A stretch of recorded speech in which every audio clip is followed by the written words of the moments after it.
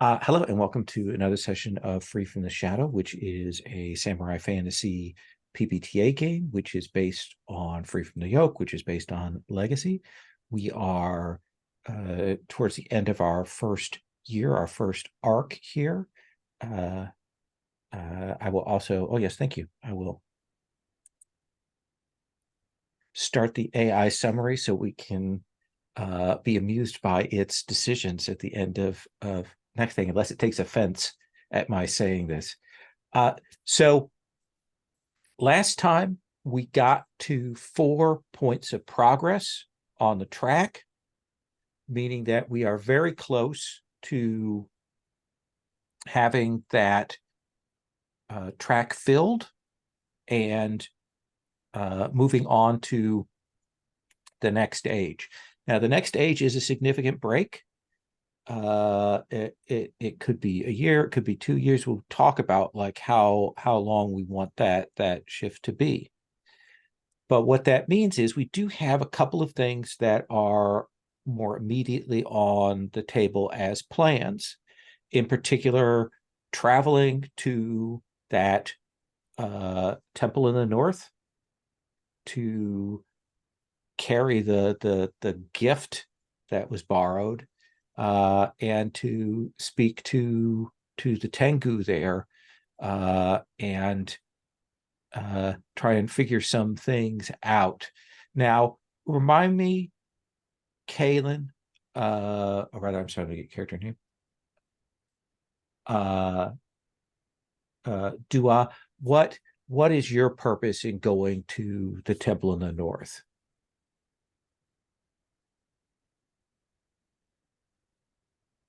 I believe that the Dua's goal really was to support Asaka, and the hope that she would be able to sort of figure out a way to help the dragon spirit inside her without dying. Mm-hmm. Because I think that was sort of the fear. Um, I believe also though that he has to he has made a uh, he needs to fulfill a commitment for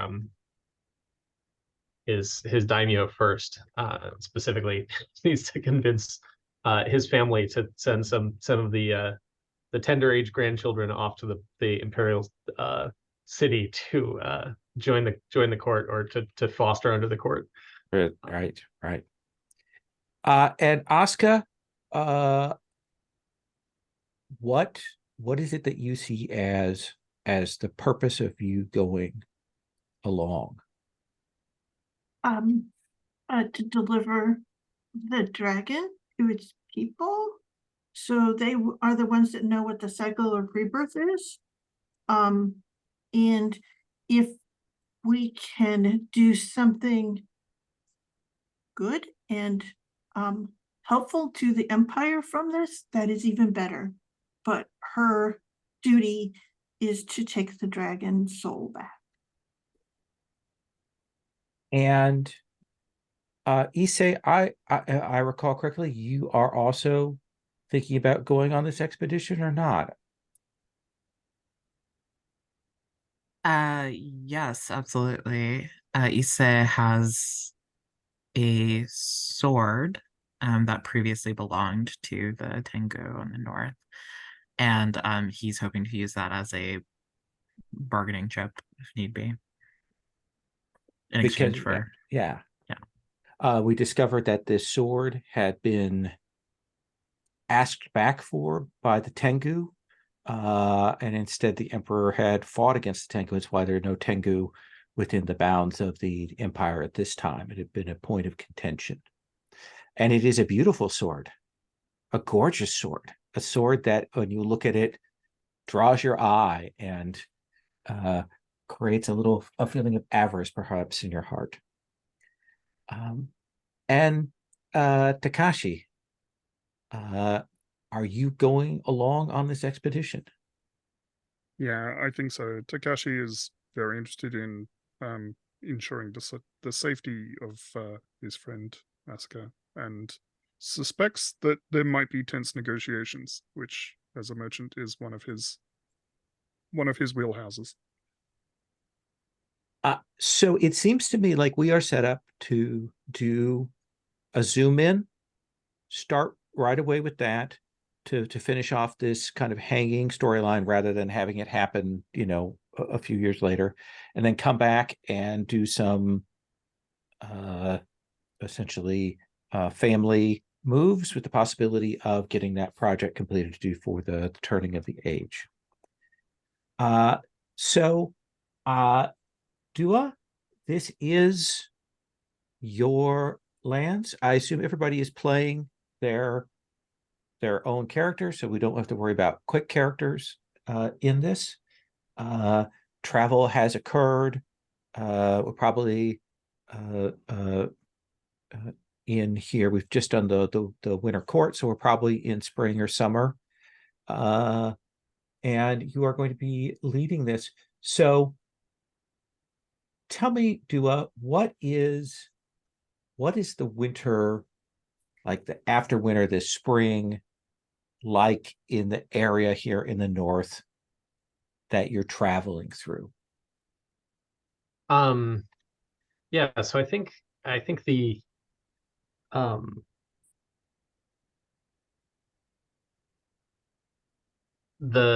so I think the winter, especially in the sort of northern, in that the Sand Sea up to the north, is sort of especially bitter.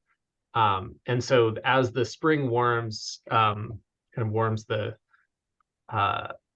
area, I think you start to get, you get some nights that are not so so frigid. The days are starting to be sort of comfortable to travel, to travel the desert. It's not too the sun has not started really beating down the way you would expect in the middle of summer. And you're starting to see some of the, some sort of flowers grow on the sparse cactuses that are spread sort of throughout. Excellent. And Issei, when you travel, you were traveling to the north. We've seen you on screen traveling before, but here we really are heading out into the borderlands. What do we see of you? Are you more serious and set than you were before? Are you strongly prepared for this expedition? Are you a little more pampered? What do we see there? Especially now we're coming into the season after the loss of your brother. Yeah, absolutely. I think Issei has always had a sort of seriousness to him, but now there's an added weight to that almost, whether that's the weight of grief for his brother that he's still processing, or the weight of this this mission that we all have, which for him is like solely about protecting Asaka, making sure that the dragon soul is able to be extracted from her without causing her any harm. So he's singularly focused on that. And I think because of that, he's not particularly pampered, or even like, I won't go as far as to say that he looks disheveled, but disheveled for him. Okay. There are like 3 hairs out of place, That seems more than fair. Have you shown the others the sword, or have you kept that under wraps?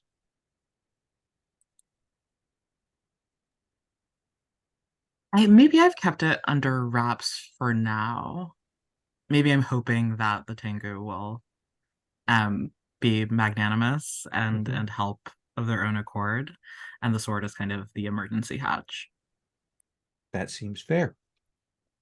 Takashi, this is one of the times when we've been through traveling through an area again with different settlements that you travel between, and new places you've been. What do we see of you as a merchant in the traveling here? Do you go ahead and sail and trade things, or are you meeting with people that you already have at a trade network, or what, or something different? How do we see you on screen carrying out your merchantly tasks? So I think part of the preparation that I did in the last session was to restore my undercover operatives asset, which those what are they called? The operatives. There's a name for where you have a group of people, and I forget what it's called. Anyway, followers. Yeah. So I think he has a couple of followers, and I think what he's doing is trying to send them a couple of towns ahead to do a little bit of research into what the people ahead might need so that he can purchase it further back and kind of do that continual trading on the path north, to try and bring people the things that they need to leverage favorable trade deals. Absolutely. And the other thing your followers do is, of course, spread word of your name, such that when you do arrive, there are already people waiting there to offer their hospitality to you and your associates, to sit and trade with you. They definitely, you're in the areas of Dua's family is most known throughout this area. So it is a little strange for them to see folk from the further south come this way and come north, and sort of the combination of a senior representative of the Brass Wisteria clan accompanying a trader kind of makes them excited and pleased to trade with you. Asaka, where is your head at in this journey? Are you composed? Do you think you've held yourself together? Or do we see signs of any kind of cracking? Or do we see some other thing about you during this travel time?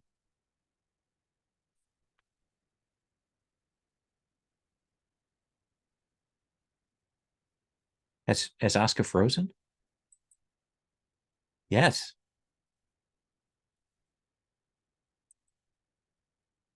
We'll give her a second.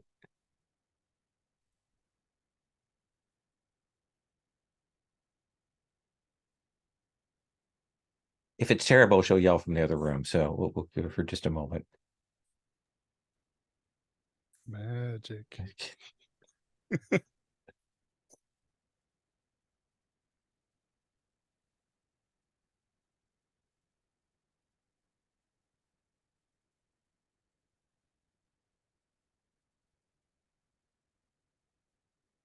Pause the recording here. I do want to check in though, Dua. I suspect that you are going to be our person who is going to be, after we get Asuka's reaction, doing the cross grace distances roll. What do you think is going to be the stat that you want to roll for that, and how does that represent what's necessary for this trip?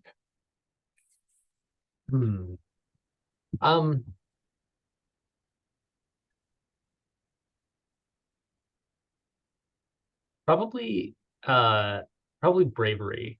Okay.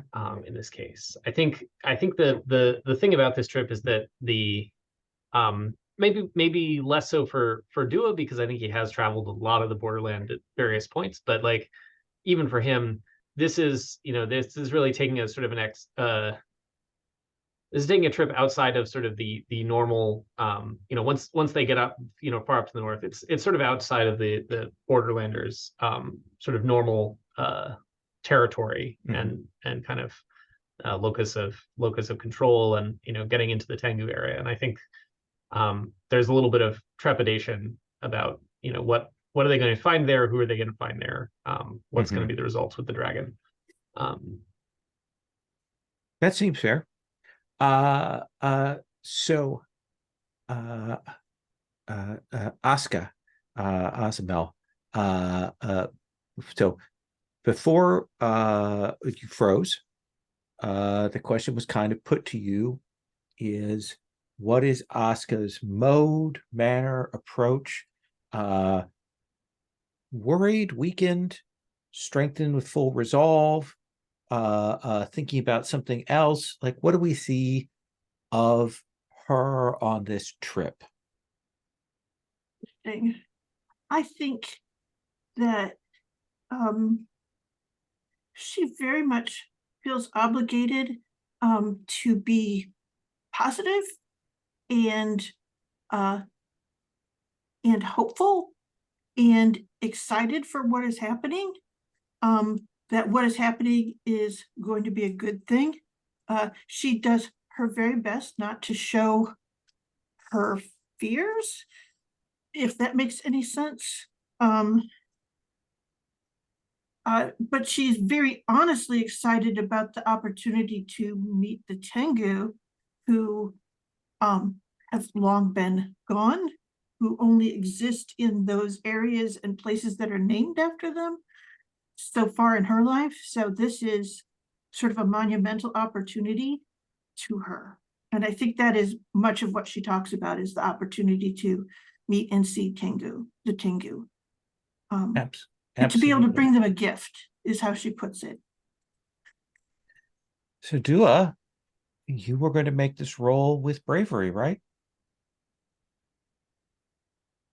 Yep. All right. Here we go. It's an 8. That is an 8.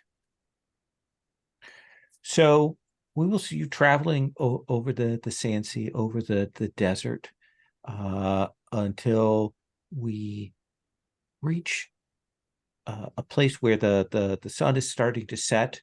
We're getting that kind of reddish light there, and you will see that there is a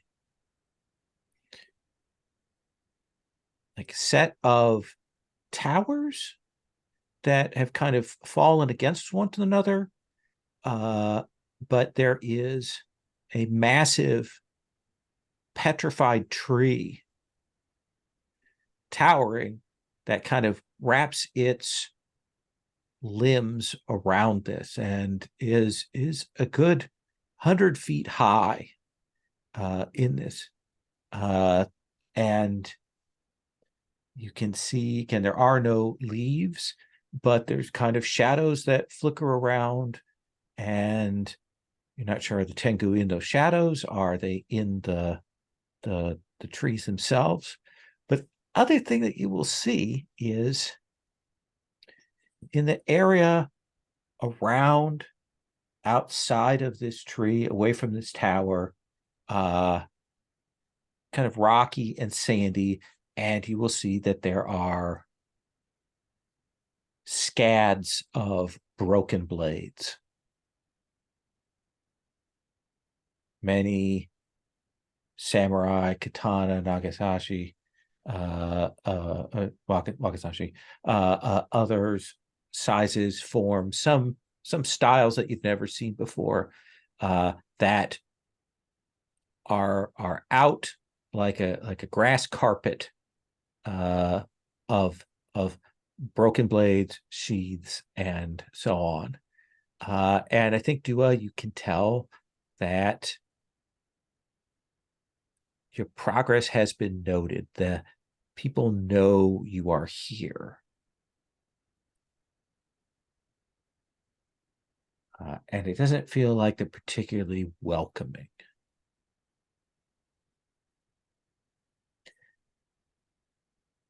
Takashi, you are our merchant, our seer of these things. Is there anything that you want to do, want to ask here?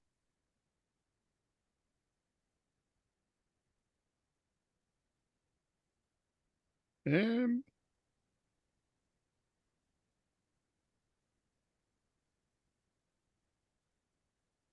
think he will just call out and ask for an audience.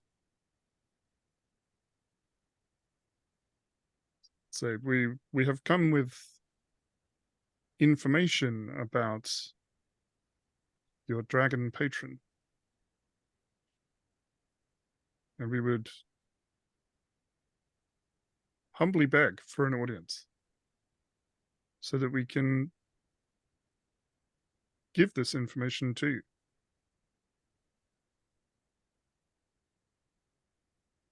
What do you want to roll this? Attempting to create to find common ground here. Can I ask a question first? Would they know my work and wares? I have a move for this. For those who know your work and wares, they will always offer you their best hospitality. And when you tell a moving story to an aggressor or oppressor, you can always disarm their menace with cunning. Let's see here. What do we think is? Do you think it's do you think this is a thing we need to establish in fiction, or? Well, actually, how about this? Is there a particular supply that you have that you want to mark to establish fictional positioning that they would know of your wares?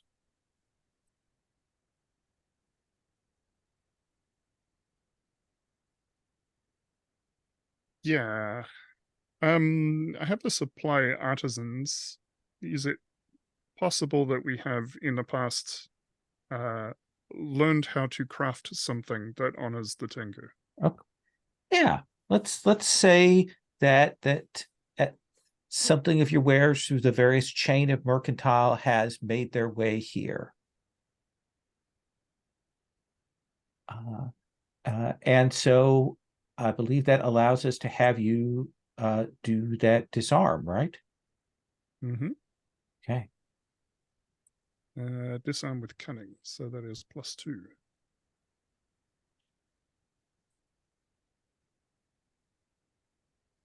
That's a 12. That is a 12. So on the rest of the move, on a 10+, they tell you something which gives you influence over them.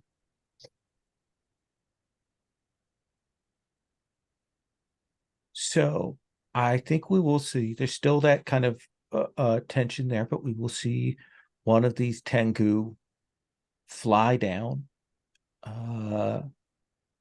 purplish black colored wings and feathers, more purple than black perhaps, as it descends down, and it looks at you, and it will say,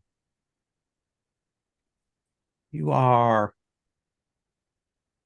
a merchant. You are."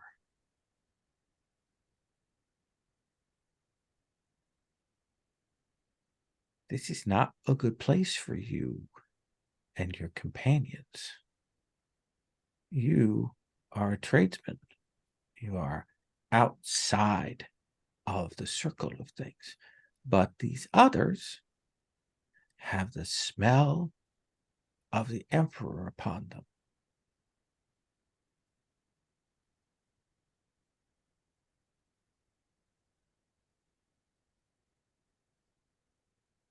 We have come with the best of intentions. Everyone comes with the best of intentions. And then take that hand with the feathers, the wing, and he will gesture widely to all of the blades scattered around on the sand and rocks.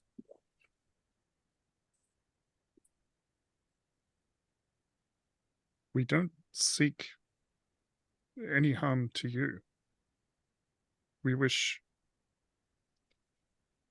to help you, reconnect you with your dragon patron of old. We met them. They were in grave danger, and we helped to protect them. I hope that affords us at least a discussion. That affords us a discussion. Set your camp here, and I will confer with the rest of the murder as to our next step. Thank you for your Asaka, hospitality. Asaka actually nods when he says murder, like, oh, good, the flock, yes. Very good. And after a bit, you settle down into a camp. You're still away from the tree and the towers there, and you will see this time 3 of those Tengu come down. The one who greeted you seems to be kind of watching over things generally, but the swords more than anything else. There's another one who looks younger. And then there's a third one who clearly has a very archaic sense of what it means to be a courtier, and is wearing very, very formal, very archaic, very out of date clothing in its Tengu outfit, and it will kind of settle itself down and look around, and eventually this courtier Tengu's eyes will settle on you, Issei, and they will say, "Are you here to do diplomacy?" Issei smiles. We are indeed. I believe we've come bearing something of great importance to your people. That is very interesting. What is it that you would have that would be important to us? You speak as if you know what we would wish. So I am curious what it is you believe that we wish. Well, I would never presume to know what you wish, but... And I think Issei will wave over Asaka. She'll step forward. She's being very brave. Asaka, perhaps you can make some demonstration of what you have come to show. And she says, a moment. And as carefully as she can, as containedly as she can, she will demonstrate the existence of the soul of the Thunder Dragon. It is sort of a ring of thunder that, as she does this, it follows her hands, and you can see sort of that dragon in its last moments, its eyes, and then it's like deep into the eyes is what it is, and that last part of what she's holding up is just the pupil of the eye of the dragon.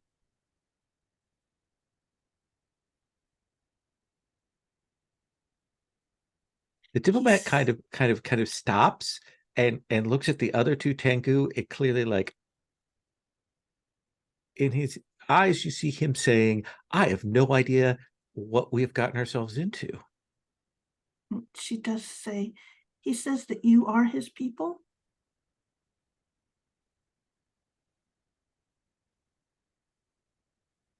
First Tengu will say,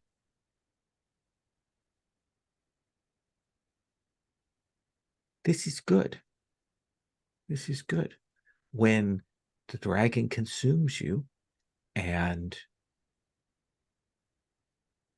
transubstantiates, it will wreak havoc across your empire and burn your emperor and his people to the ground." Is that how it works? That is how it should work. She sort of stops and says, It is unfortunate for us. Would you like to try and find common ground here, Asaka? I would. Okay. I would say, he did say that you know the way of rebirth. Like, she almost accepts it in that way. So, but yes, I would like to find common ground. I suppose I could roll with lore. Ah. Yes. Normally it's with cunning. Oh, well, I can roll with that as well. Okay. Oops. Except I did a bad thing and didn't reopen the roller. Hold on a second. Okay.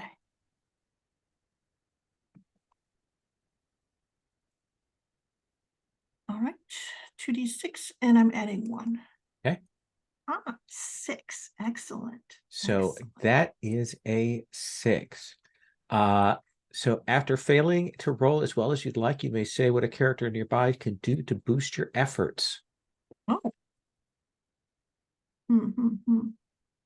Who there is do you think is the assistant? You've got a courtier and a merchant, and a more local to the area.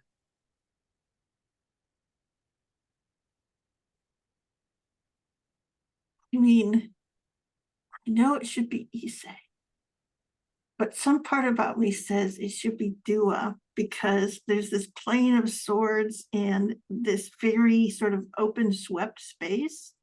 And I think that there is a common ground in that. Do you want to attempt to assist? Yeah, definitely. Okay. So this is still cunning. Cunning. Okay, good. So that's solidly in my wheelhouse. Actually, cunning. They're all the same. They're all the same. As long as it's not lower. 11. 11. So you will push it up 1 category. So find common ground. When you ask someone to do something for you, in this case, to kind of assist on this, they'll do it if you meet their terms. You have to pick 2. The player picks 2 and both must be met. So I think that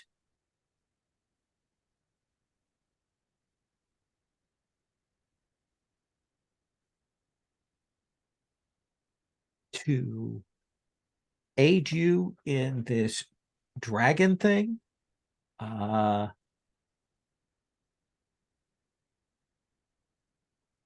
think that they want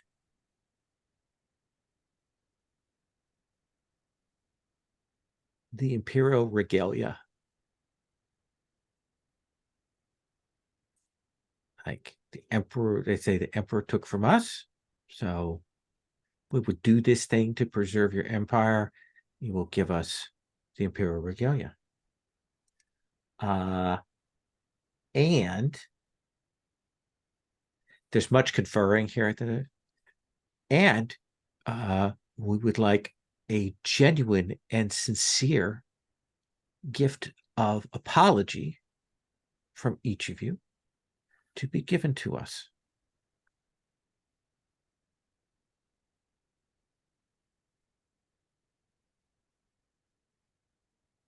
And she sort of stops and says, it would take some time to secure the regalia.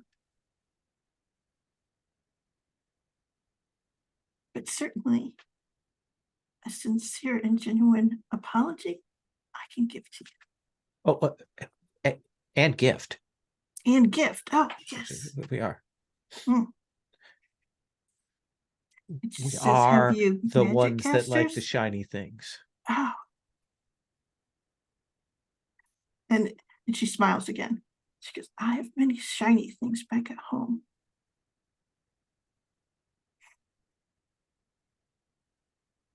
Well, with yes, all due respect, the time it would take to secure the Imperial regalia is time that we do not have. We all understand your grievances against the Empire well. Do you? Do you understand?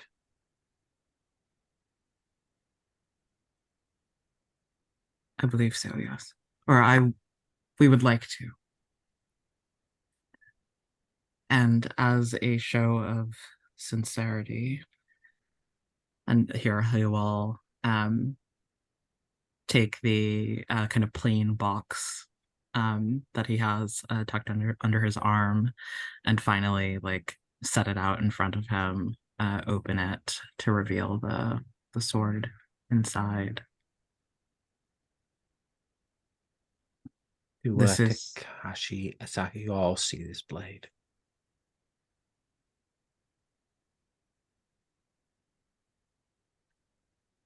You say, how do you I describe it? gasped.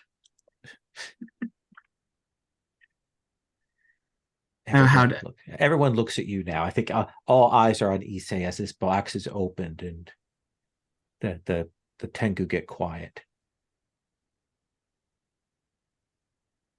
I sort of imagine like a Pulp Fiction trunk shot style thing where we can just see like the light of the sword illuminate the space, but we don't actually see the sword itself. It's too beautiful to render. And he'll look up into the courtier Tengu's eyes, and he's like, I think Issei is actually like almost moved to tears, whether it's because of the strange effect that the beauty of the sword has and he's like having to give it away, or if it's just like his desperation to do something to help Asuka as soon as possible. It's unclear, but he'll say, this beautiful artifact of your people is the greatest gift of apology that I can think of. I hope you feel the same.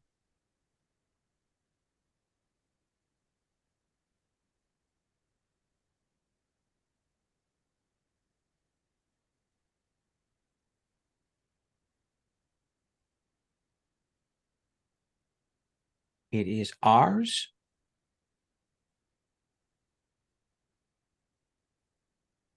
Is that what you are saying? If you can,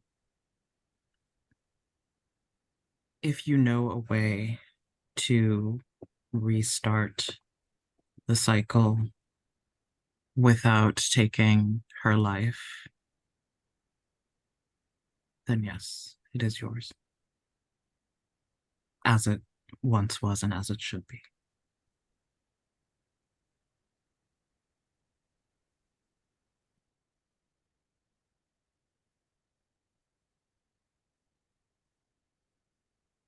This we can do. If you say the blade is ours again, then we can do this.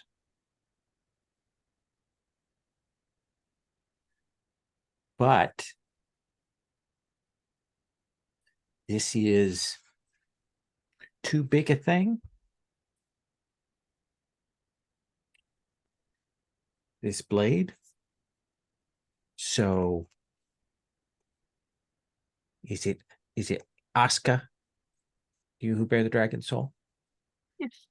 Okay. Then the thing that we will do for you is to remove this dragon soul and place it into the place it needs to be. But we cannot walk away from all of us together here with any debts. That is not our way. These things must be resolved. So each of you must tell the murder what it is you want.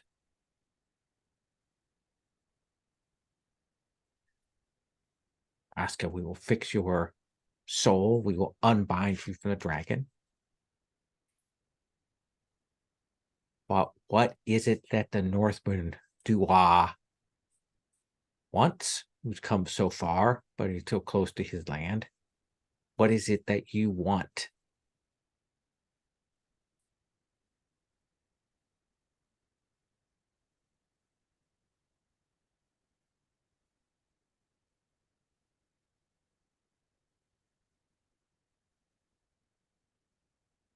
For myself, the thing I want most is Asaka freed from her burden.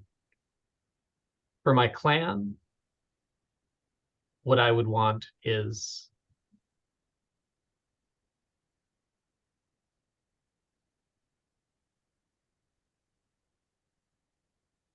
communication. Communication. We would like to, I would like to be able to for us and you to be on more friendly terms.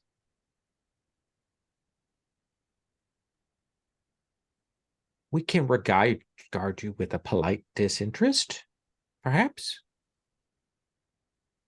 That is a step in the right direction. It is better that than we would give most. You're not a merchant. We like the merchants, but yes, we can do that.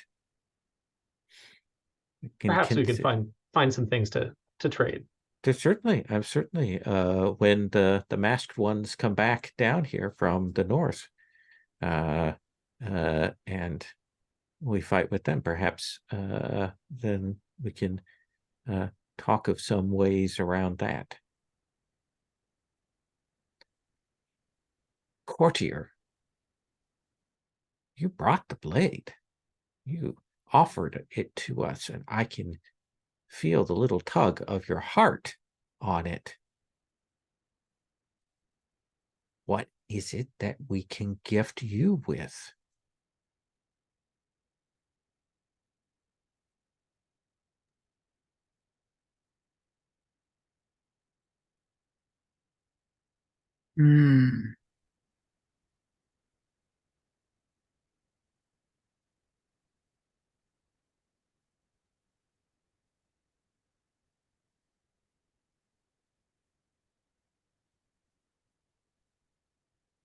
I think Issei sort of has to tear his gaze away from Asuka.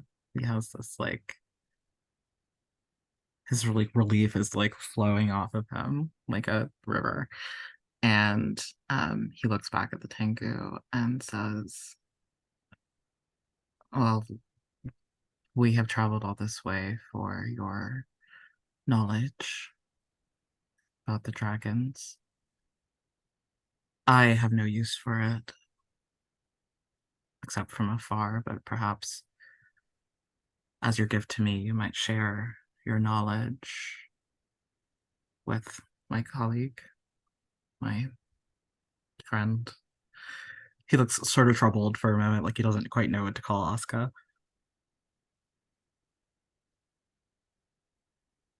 You would have us tell her secrets for her clan and not for your own?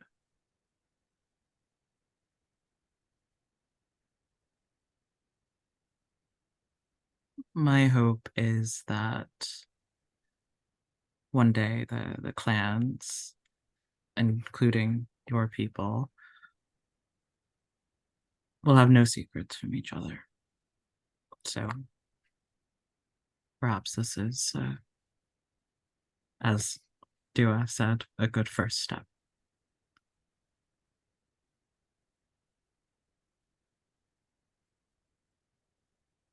We will do this thing, but we have seen this cycle before.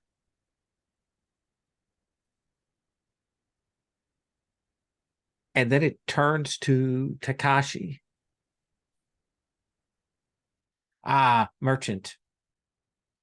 What is it that we can give to you as a gift, as a repayment for what you and yours have brought to us today? I came here seeking only for the life of my friend, Asaka. She is, as you've heard from all of us, a part of my murder. That gift is greater than any you could give me. However, the Empire is much changed. A lot has happened. And we are on a cycle of rebuilding. A fresh start. I would dearly love to see that new beginning include the Tengu. I ask for nothing, but I invite you to send a delegation to the courts. You will be under the Ghost Iris protection.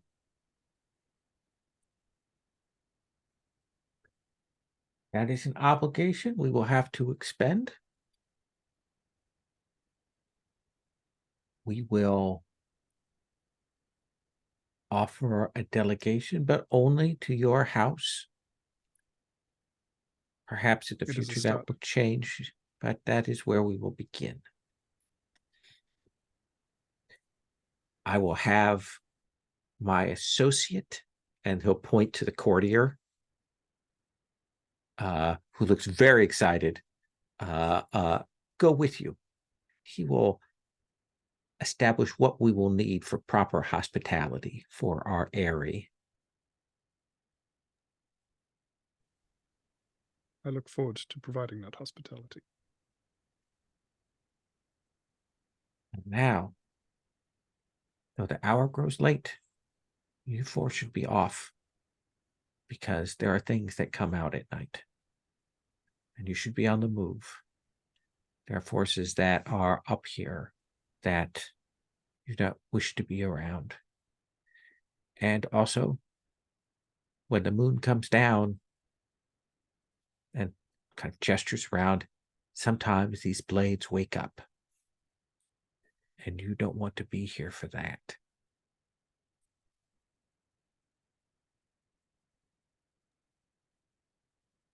Before we go, you mentioned the masked ones from the coming from the north.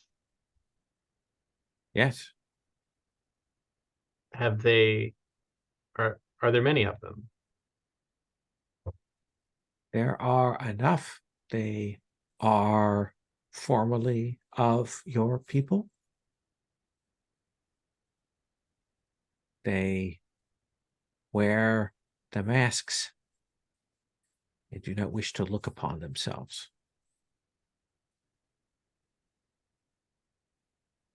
Yes, we have met some of them, but I did not realize that they were here too.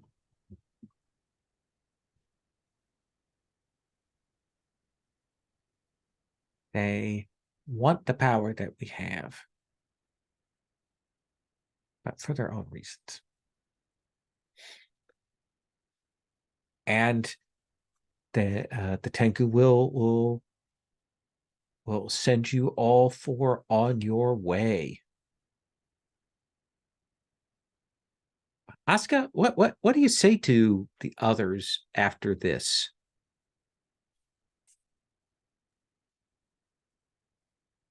She stops and says, okay, we made a lot of agreements. And we're going to go away now, and then we're going to come back tomorrow. Is that what I was picking up? And I think it's very much that sort of like a lot of that whole conversation flew over her head very clearly.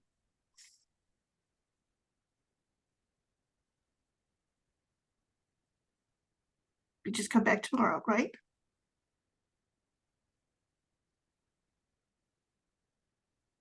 I'm not certain how it works. The things of a mystical nature are more in your domain. All right, if it's crows, yes, tomorrow will be fine. And we probably should bring shiny objects. All right?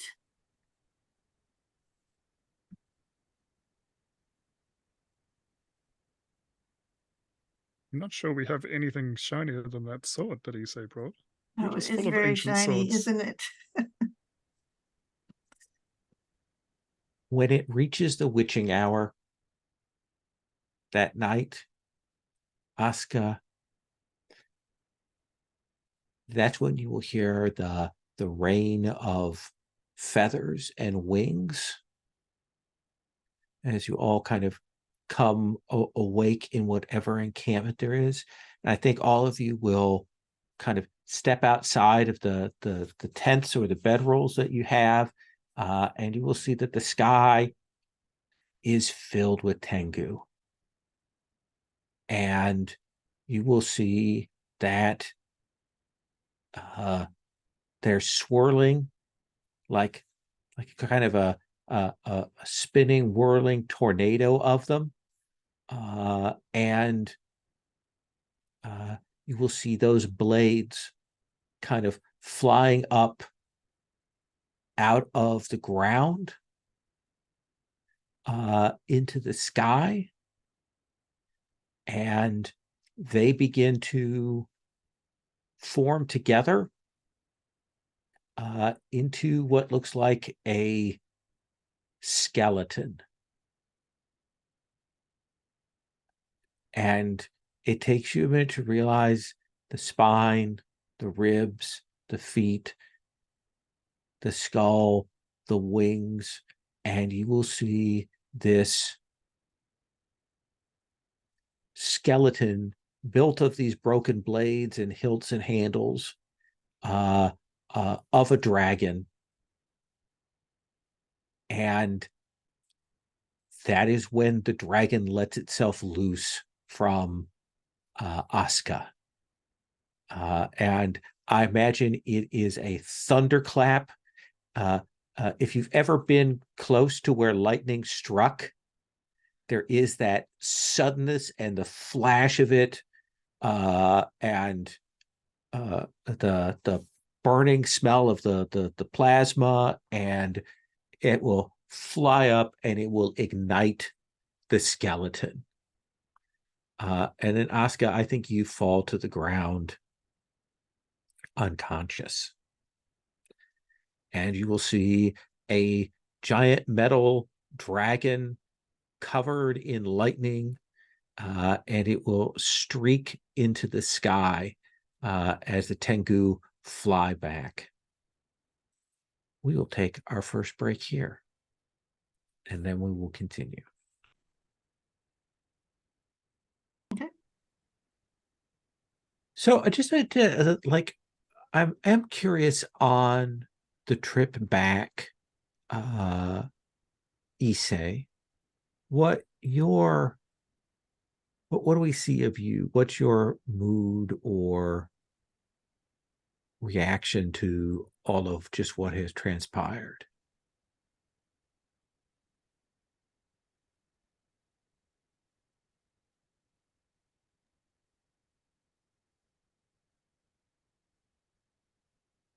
I think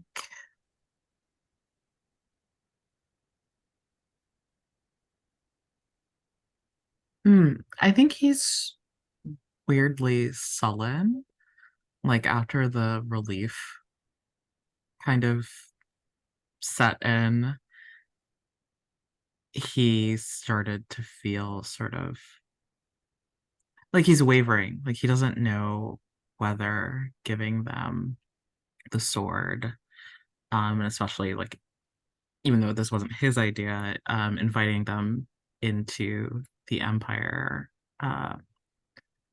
was a good idea.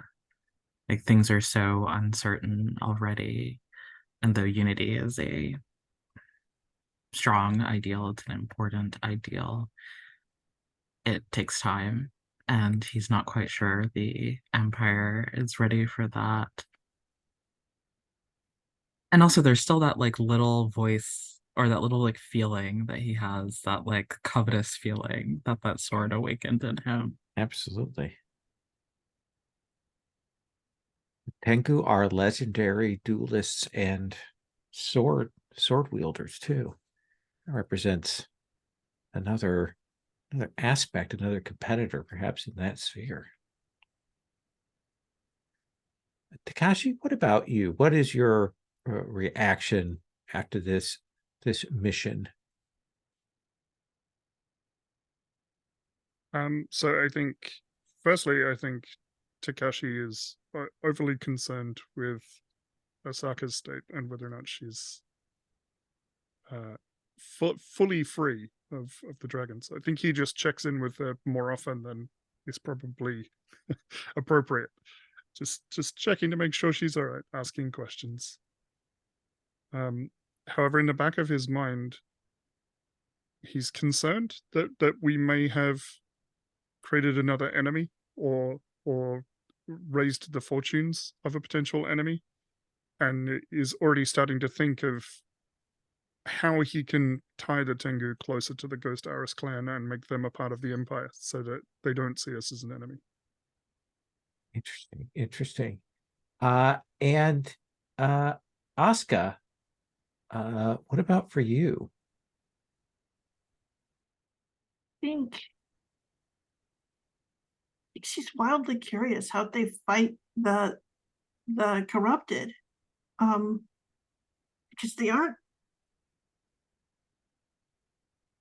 they're holding them off with, magic.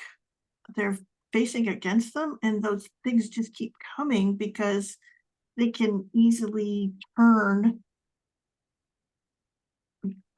non-powerful people into more fodder, and it's just such a terrible cycle. So I think she's more curious and kind of excited, maybe that she'll get to see them. To her, they're like people that used to be there that left, but the things that they left behind were mostly good things. So it's but like no one talks about why they left. So you have an interesting set of different concerns going on. Very much. Maybe incredibly personal in the sense of just wanting to know more and more about things. I like that. And Dua, let me ask you, when you go to talk to your daimyo regarding this demand from the emperor request, how is it that you are framing that? I think so. Are you talking about the request for the children? The children. So I think that was actually my daimyo's request. Oh, it's your daimyo's request. Yes, I went to go to the daimyo because Dua wanted to go with Asaka to help her. That's right. And the daimyo said, this is you about you going to your family.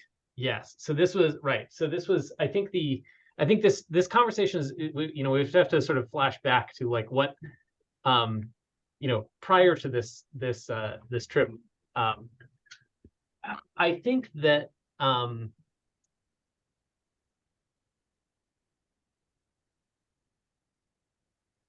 so I think the end result is that Dua did succeed in convincing himself and then also convincing so I'm trying to remember. I think it was I'm trying to remember if it was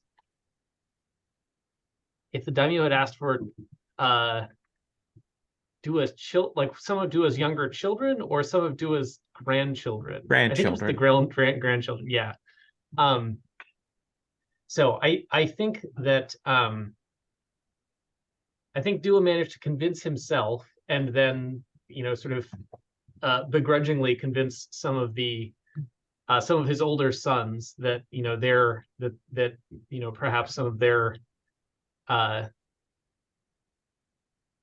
children could do well going to the imperial court, and then it would only be for a little while. They would get to meet learn new things, see more of the empire, and then come back to the borderlands when they were older and had some experience under their. What do you want to roll? Just as general, like to just kind of a general move here to see about commanding your family, convincing your children. Are you doing it with cunning, or are you rolling with bravery, or what do you think that is? Yeah. Kind of defines your mode to approach here. I think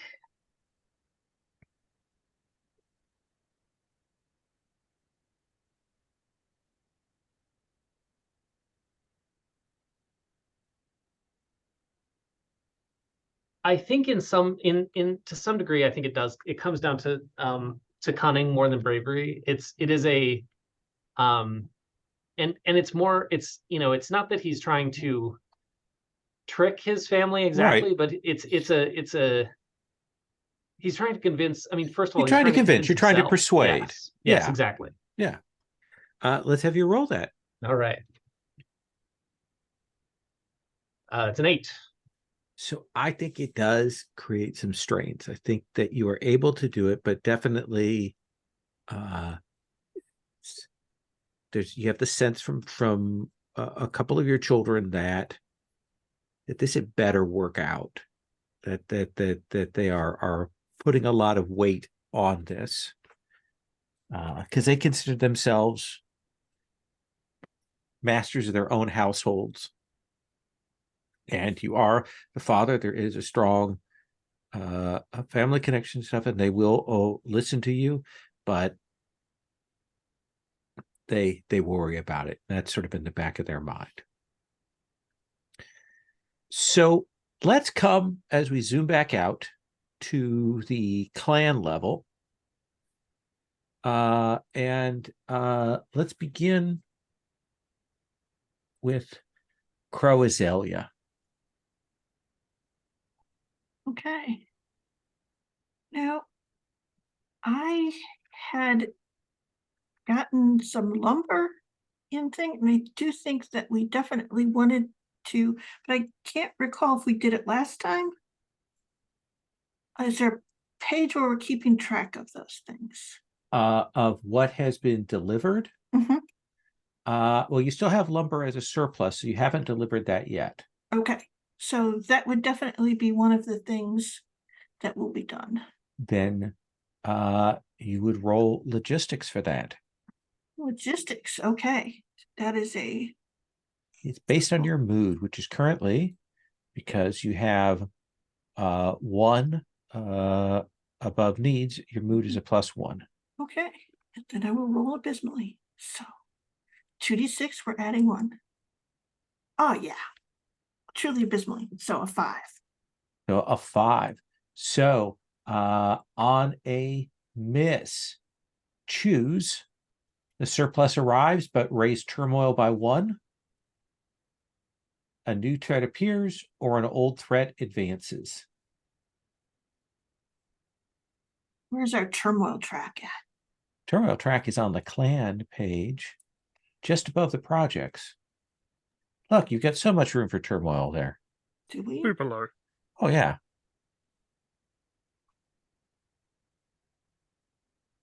You've only got 1 point of turmoil. You're losing money not spending that. Yeah, you're absolutely right. Here we go. Turmoil, plenty. Okay. Then the lumber will arrive. Mm-hmm. It will arrive. How does it finish out the project of the roads? What is it about that like helps complete that last step? I think that there are a set of the last bridges that need to go. Okay. That essentially, and they sort of set it up so that like a set of 3 bridges in significant places are all set at the same time so that the road as a whole gets built on that day, if that makes any sense. Absolutely. That's and maybe part of the turmoil is the running back and forth. Okay. So, and people thinking that something bad is happening because.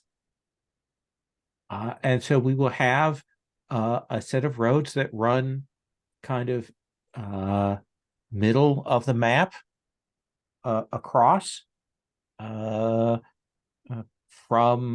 the Barrier Hills to Crow Azalea to Eternal Sakura over to the bridges and across to where that particular temple marker of brass wisteria is. That is a east-west roadway that is established that works to help strengthen communications. Okay. I want to give everybody else one more chance at a clan move before we go to the turning of the age. So just to check in, if there's anything else you wanted to get done before we go to that. Issei? I think I wanted to have a quick scene with Takashi. I know this is not a clan move. So No, but that's fine. Absolutely. Yeah, you can cool. That seems more than reasonable. So is this kind of on the road or after you've arrived back or sometime later? This can be on the road. Yeah.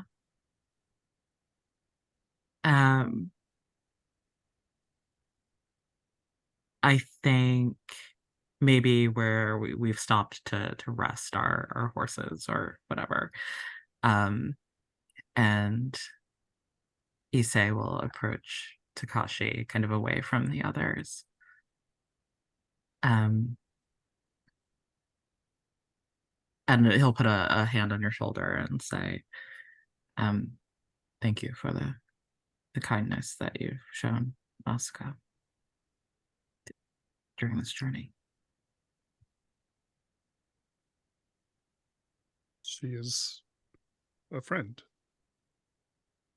I wasn't relying. I may have misappropriated the term, but we are a flock, a family.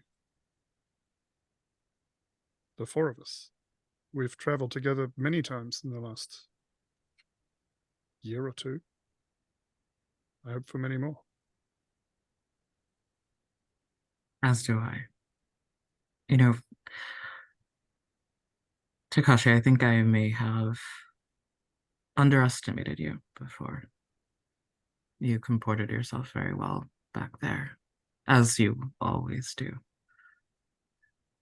I think you have a great future ahead of you.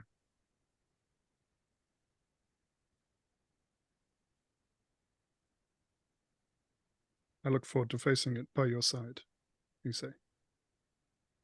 I would not be where I am without your assistance. My assistance and knowledge and expertise is not so hard won. Anyone can do what I do if they only learn to be quiet and listen once in a while. Which is harder for some people than you might think. And I think you've shown already that you have those skills and those instincts. I know that you make your living as a merchant. What have you ever thought about diplomacy?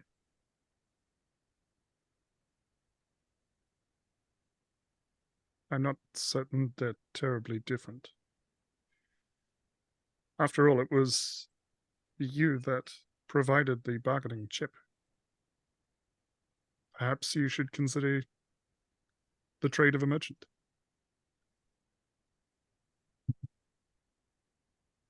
Perhaps I will.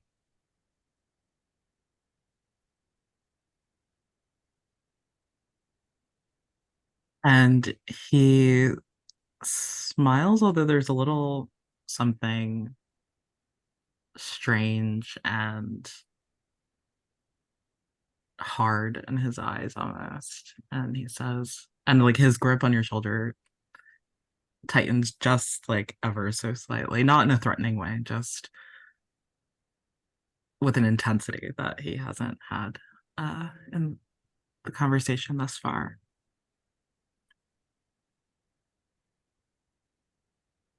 I think your idea that you posed to the Tengu is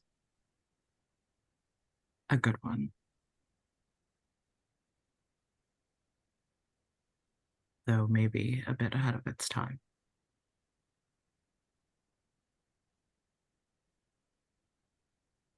We provided them with not only a sword, but a metal dragon covered in lightning. It is important that they think of us fondly.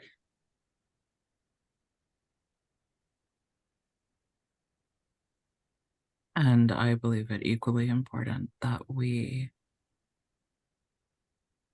strengthen our shield against them if need be.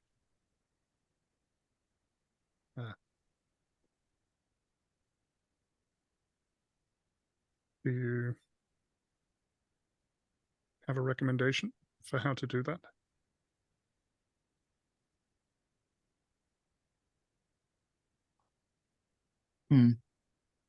Well, we only have a merchant and a courtier here. I think we need a warrior for that.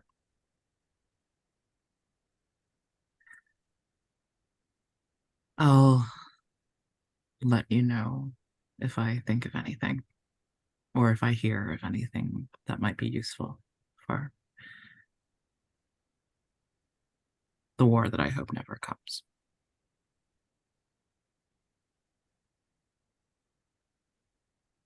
If it does, know that the Ghost Iris stands to defend the kingdom. The Empire. That's what we do.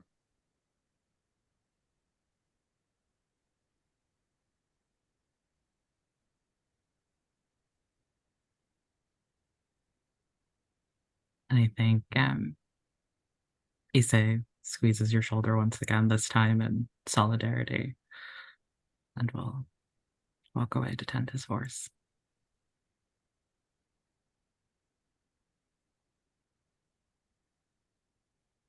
Kashi, what would you like to call scene-wise or clan move-wise here before we turn the age? I would like to figure out if I can get advantage on the Imperial Scholars, gain influence on the Imperial Scholars. Absolutely. Well, I think Takashi is looking at the map. We've been asked to defend Shadow Valley and we established some garrisons there. The only other part of this southwestern portion of the Empire is the Imperial Scholars. so let's do that. Seems to me that you've got two ways to approach it. Either a little more like, let's figure out what the diplomatic process is and do read the wind to kind of give you an idea, or you could try and use subterfuge. And I think there, in that case, subterfuge would be it would be a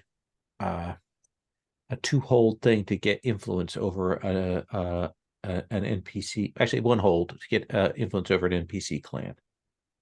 Alternately, if you can do something to enact your alliance move. Let me check what my alliance move is. Oh, that's interesting.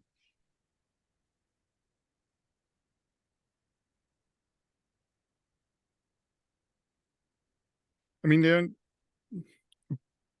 more or less, I would need to get the Imperial Scholars to suffer a threat from the foe somehow. Well, it could cause a scandal within their organization.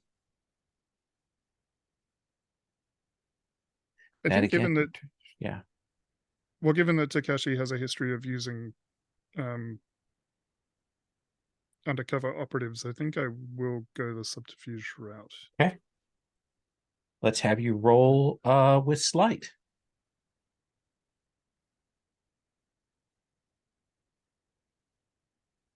That is a 12. You have two hold. Okay.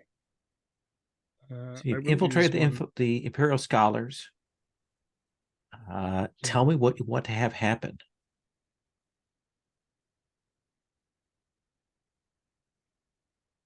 Nope, I just put that in the wrong spot. I think one of the one of the aspects of the clan center for Ghost Aris is a forbidden library. So I want to spread stories about the contents of the forbidden library within the Imperial scholars to make it appealing to them so that they will want to send people. They will want to come to us for access to the Imperial library. Does that feel like a way to get influence over them then? Does that feel like the logical outcome of that? Yeah. Okay. And what's the other hold then?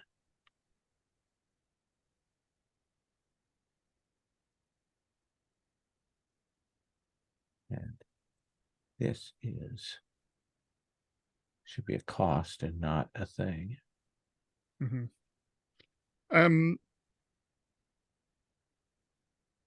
I will do the removing trace of my own involvement in it. Okay. So they don't realize that you have manipulated them into doing this. I think we see a scene of several of the scholars. We've seen Gunpei before, where they are clearly drawn out. I think it demonstrates to you how hungry they are for power and knowledge, and they fall for the stratagem and are none the wiser. So yeah, you may take influence over them. Okay. Issei, what about you?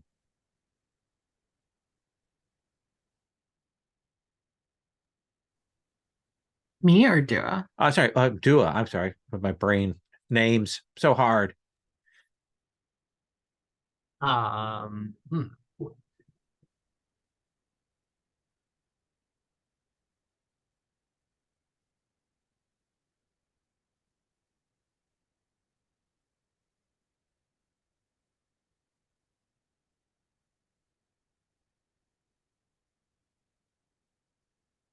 Hmm.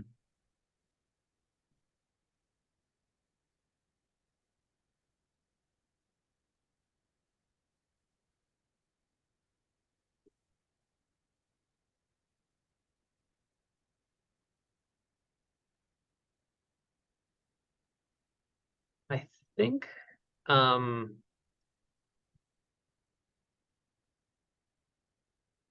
I think the Brass Wisteria is probably going to lean on Eternal Sakura, who they have influence over. And I think perhaps the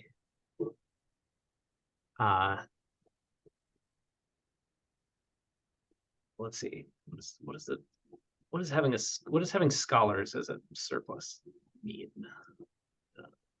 Okay.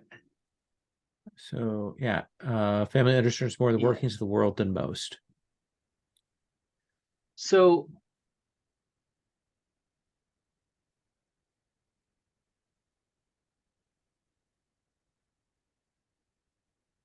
I think what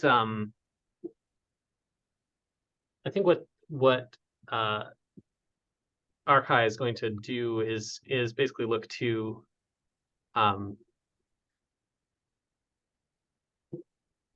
enlist some of the sort of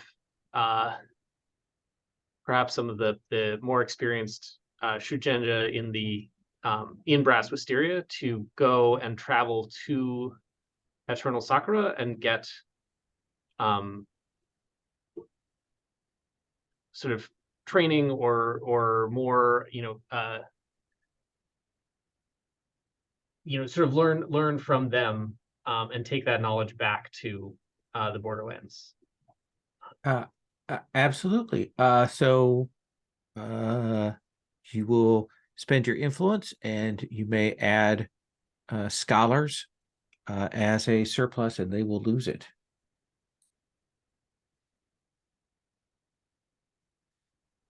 Basically, imagine that they agree to send some, you send people to them, and then they send some over to your clan, and it ends up being an imbalance over on your side.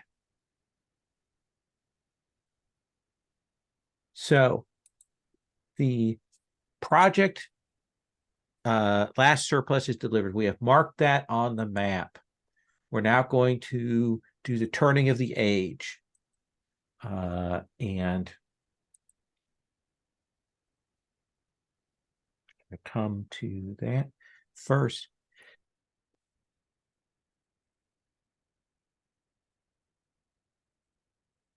One sneeze only. There we go.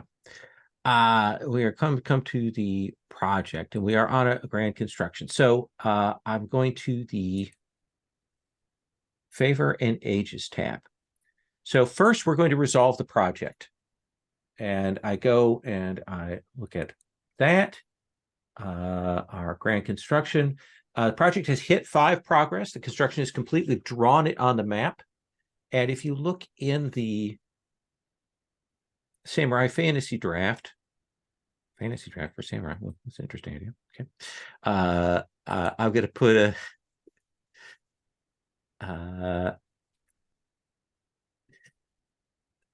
this, you have a choice. Everyone may take one of these benefits.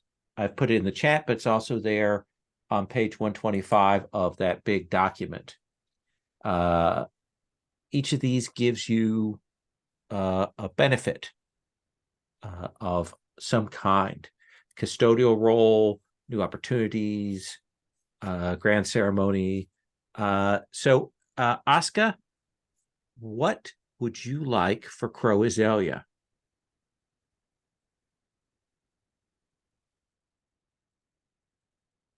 You are muted.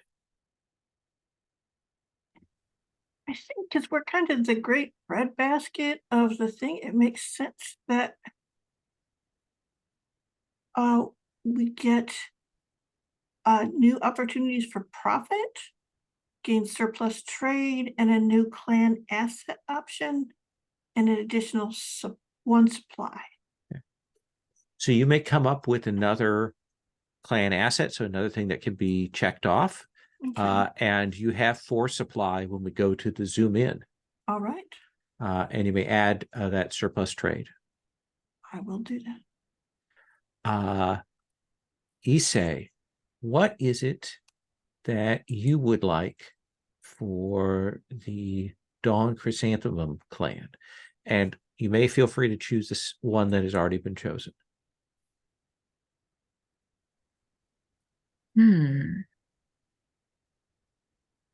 I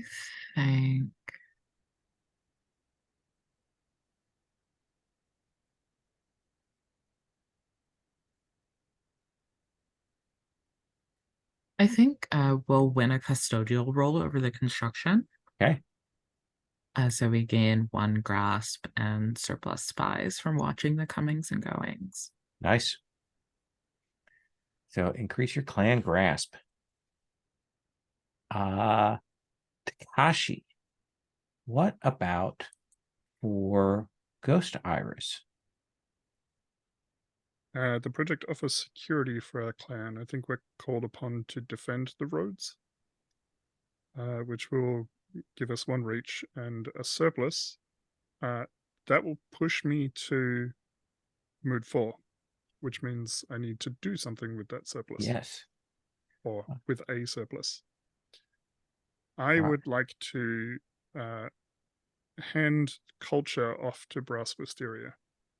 So we will send envoys to Brass Wisteria, and they had previously tried to take one of our surpluses. We are going to train them in the proper etiquette for doing such things. Are you okay with that, Brass Wisteria? Sure. What is is there more impact than just me crossing off culture off of my needs? Nope, that's pretty much it. All right. Well, sure. Sounds good. And then for Brass Wisteria, what would you like?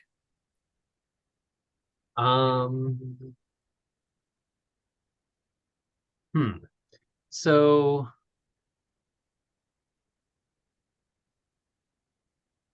I think the Brass Wisteria is going to take as well to take the opportunities for profit offered by the construction, Okay. and take trade and I guess a new clan asset. Okay. Which also puts me at 4 mood. So Okay. I also need to send. So if you look on the clan moves tab, there's flush with resources. Okay. Surplus transformation. Excess. Unfortunately, the age is about to end. Right. So that doesn't. Yeah. Okay.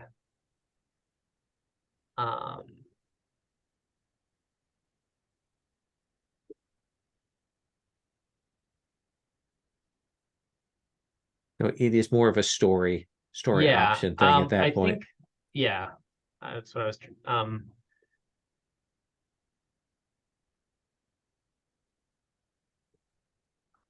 Think that.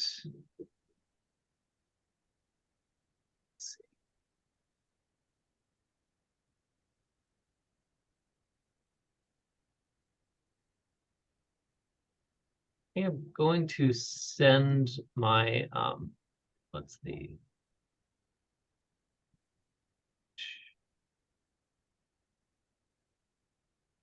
yeah, so I think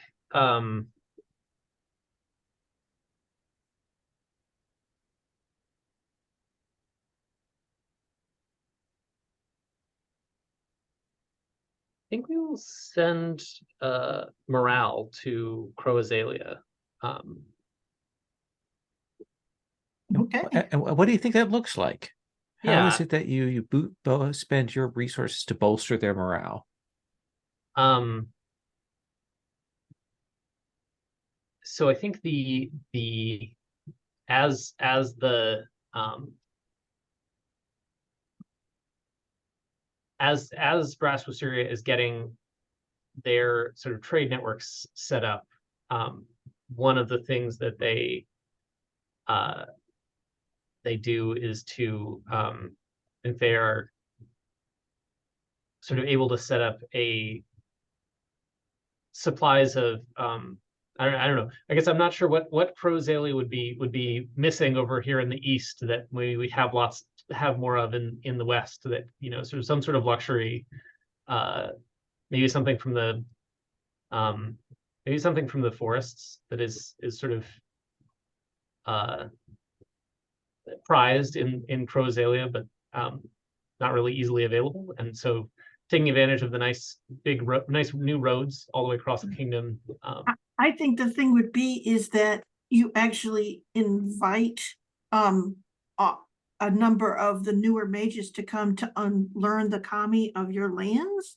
This expands like our knowledge of the kami, and gives them the opportunity to, I mean, now that we have the roads, the travel is much safer and that sort of thing. And we can actually like send people to see new lands that are much further afield than we have before, and make those agreements and contracts with the kami in the area. And of course they get to meet your lovely families, and that is always Perfect. so, but that is a huge boon to Nice. Crow Azalea.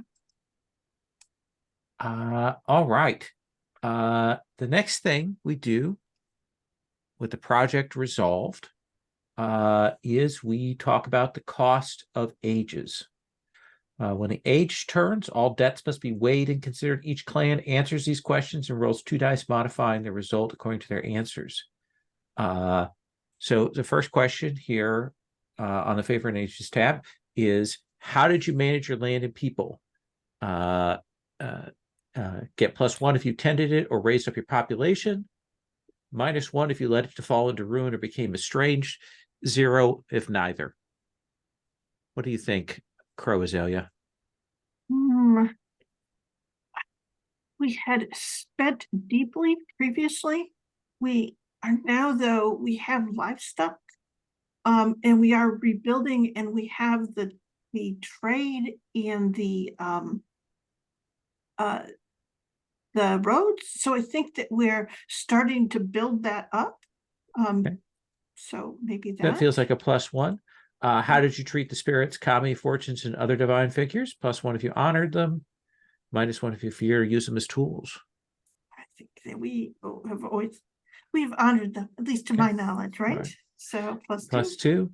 And then how has your clan come together? Get +1 if you rediscovered old customs or found new ones. -1 if you focused only on the now or descended into infighting. Well, we just got permission to go and introduce ourselves to the kami of the Gracelands and those things. So I think, Okay. yes, good on that. Yeah. So roll with a +3. Okay. 2d6, add a 3. So that's a 9. That is a 9. So you pick one from the list below. A bad thing that kind of happens here. All right. Let's see here. And this is from which of the things? Cost of the ages. Cost of the ages. Okay. Yes. Third column on that favorite ages Oh, tab. sorry, is the subheading. I was okay. Let's see here. Ooh.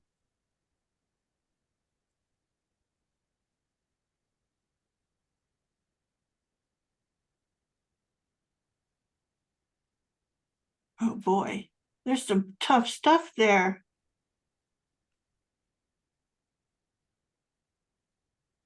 Oh, let's see here.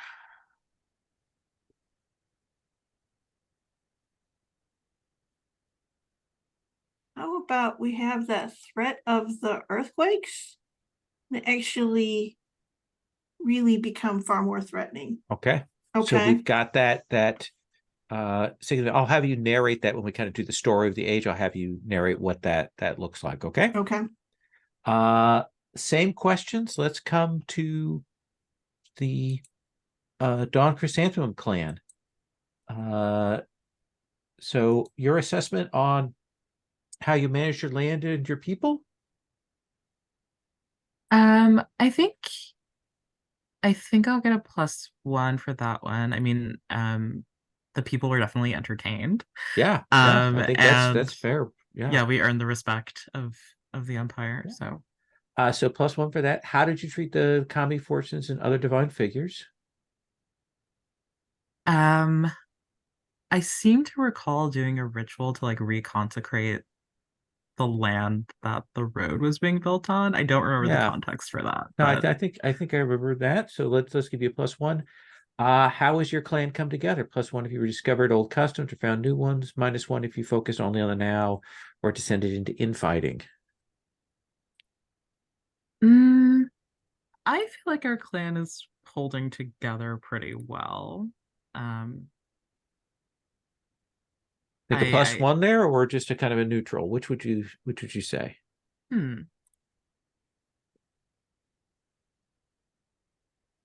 not sure we rediscovered any old customs or found new ones. But you did kind of establish that whole dueling tournament thing. Mm-hmm. Oh, that is true. Yeah.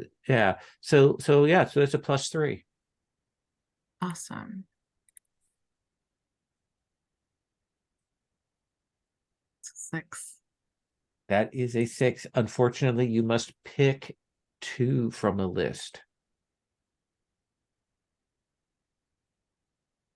Okay.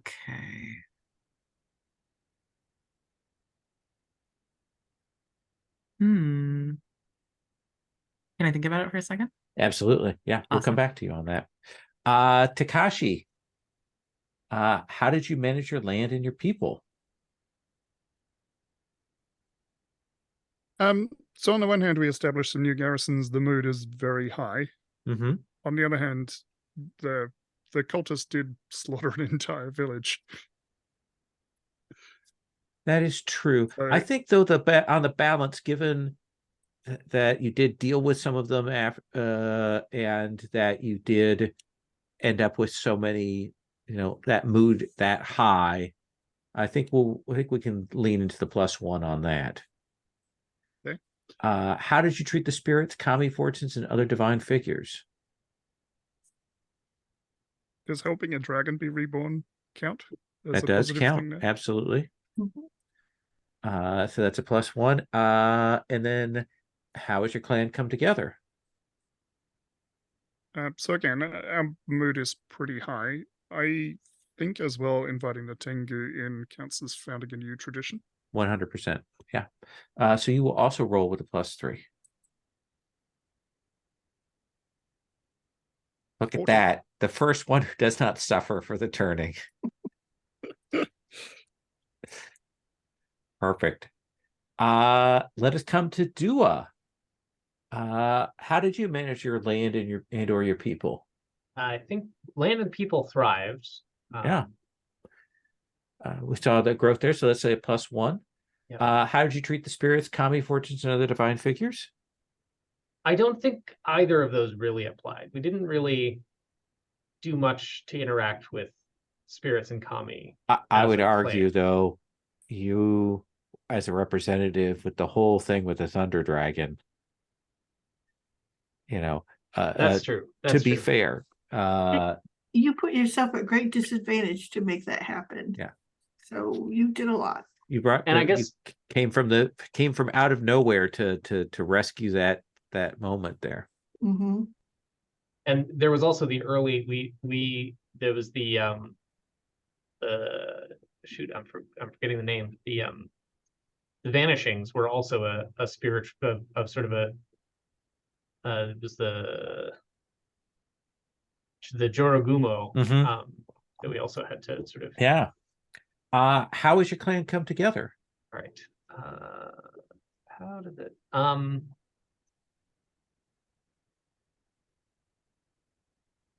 so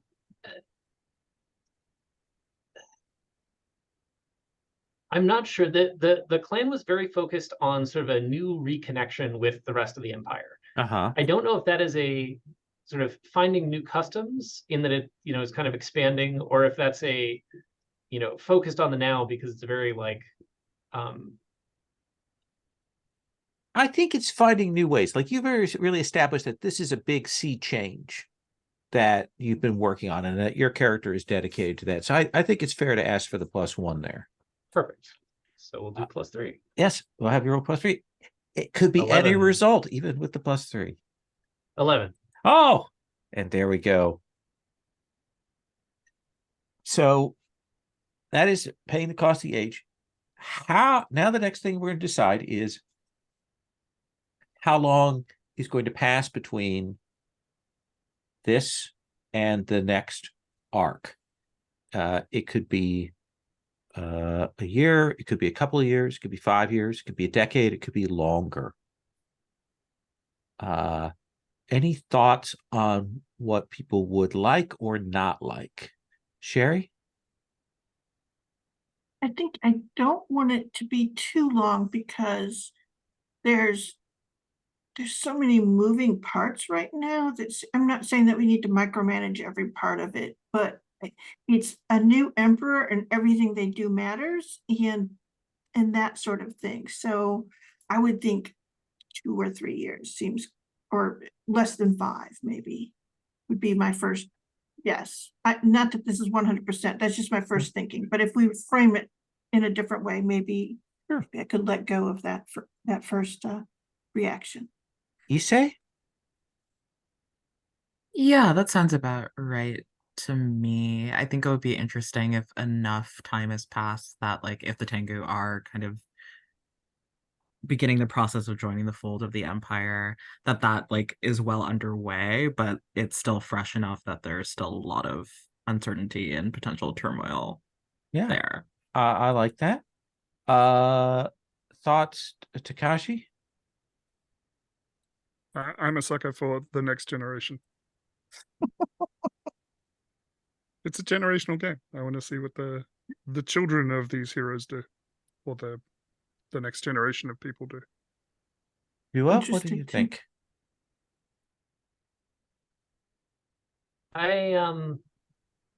Well, I think like Mike, I am inclined to sort of have a generational shift, but it's easier for me because my character's already old, so I can retire without too much without too much difficulty. And I've got, we've got like family coming in. So I could go, I think, I mean, honestly, I think I could get the generational shift I need because of all the sort of prior fictional positioning. I could change my daimyo. I could change my character. Like we got all those things that they could pretty easily shift inside Brass Wisteria. So I could go either with the sort of 2-3 years that Scherer was proposing, or a sort of longer time period.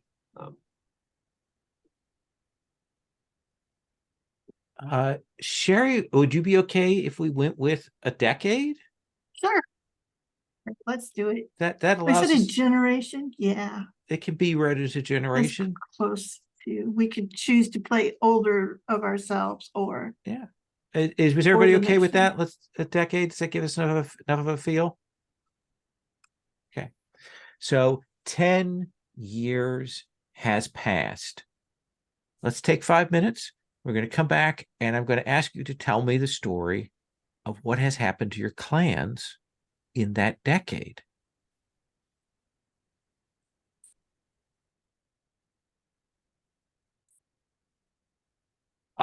So what did you want to take as your 2 picks there?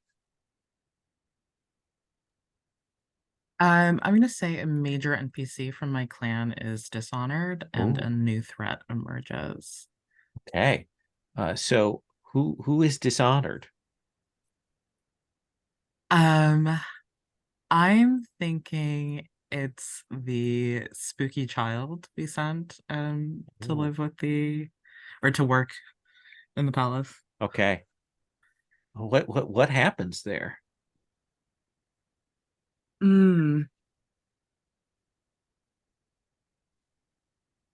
I think as they get older, their dreams start worsening in a way. They become more scarier, more violent, and it also becomes clearer that they are prophetic dreams. So this child becomes sort of a doomsayer of sorts, saying things that of course the emperor does not want to hear, whether they are true or not. And being a child, this kid is not, not really able to handle this gift with a lot of care or subtlety. So I think perhaps they give a prophecy of something that will happen maybe far down the line. Maybe a prophecy of the emperor's death, actually. Okay. And I think they are sent back to your clan in dishonor, but then I think that at some point during this decade, as they reach their teen years, they will vanish out into the wilderness. And what do you want as a new threat? For the new threat, honestly, I have no idea. Well, let's look back at the list of possible threats from your playbook and see if one of those is appealing to you. So elegant.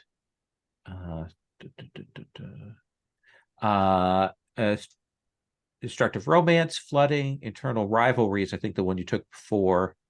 Political corruption, undefeated duelist vengeance, or something else. You can also look at the other clans too if you want suggestions. Yeah. Interesting.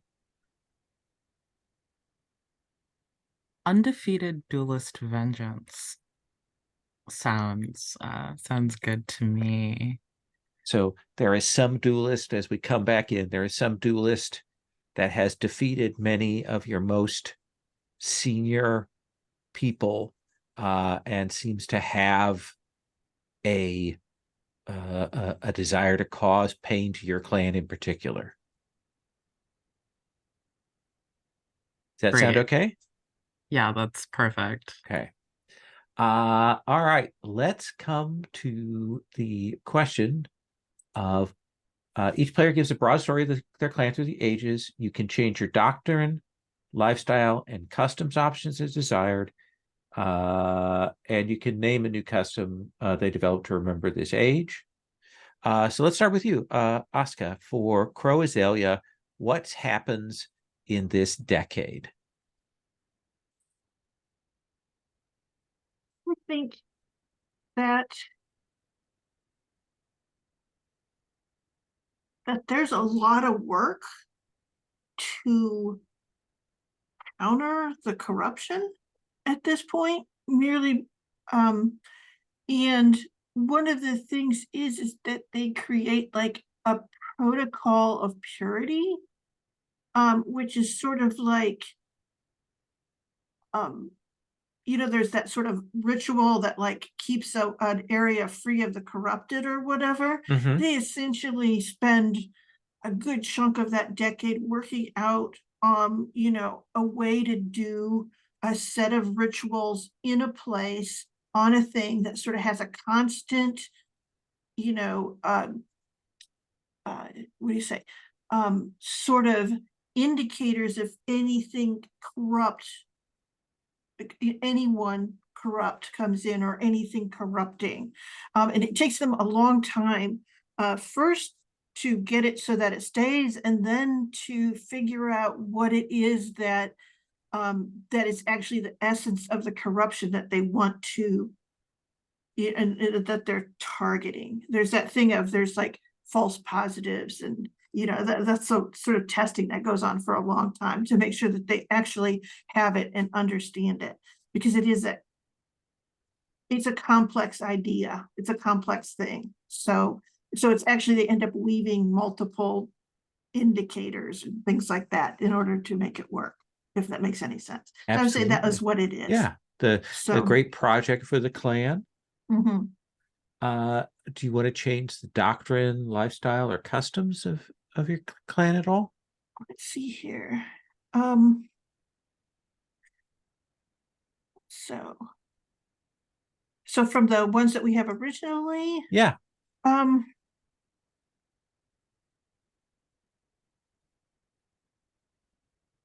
It is purely optional, but it allows you to. I think the others see us as mystics who would rather talk with spirits than humans.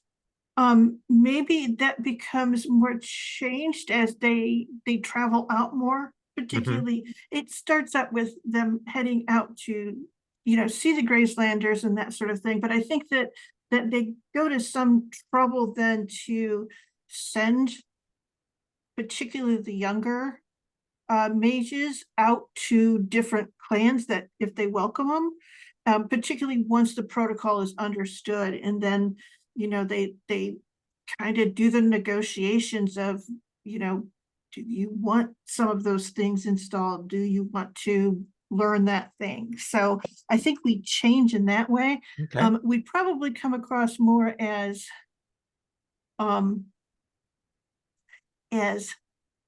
more focused on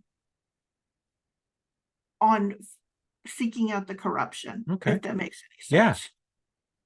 Yeah. Do you think your daimyo is still the same?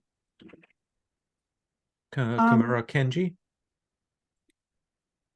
I think he is right now the same, but he has announced that he is going to step down.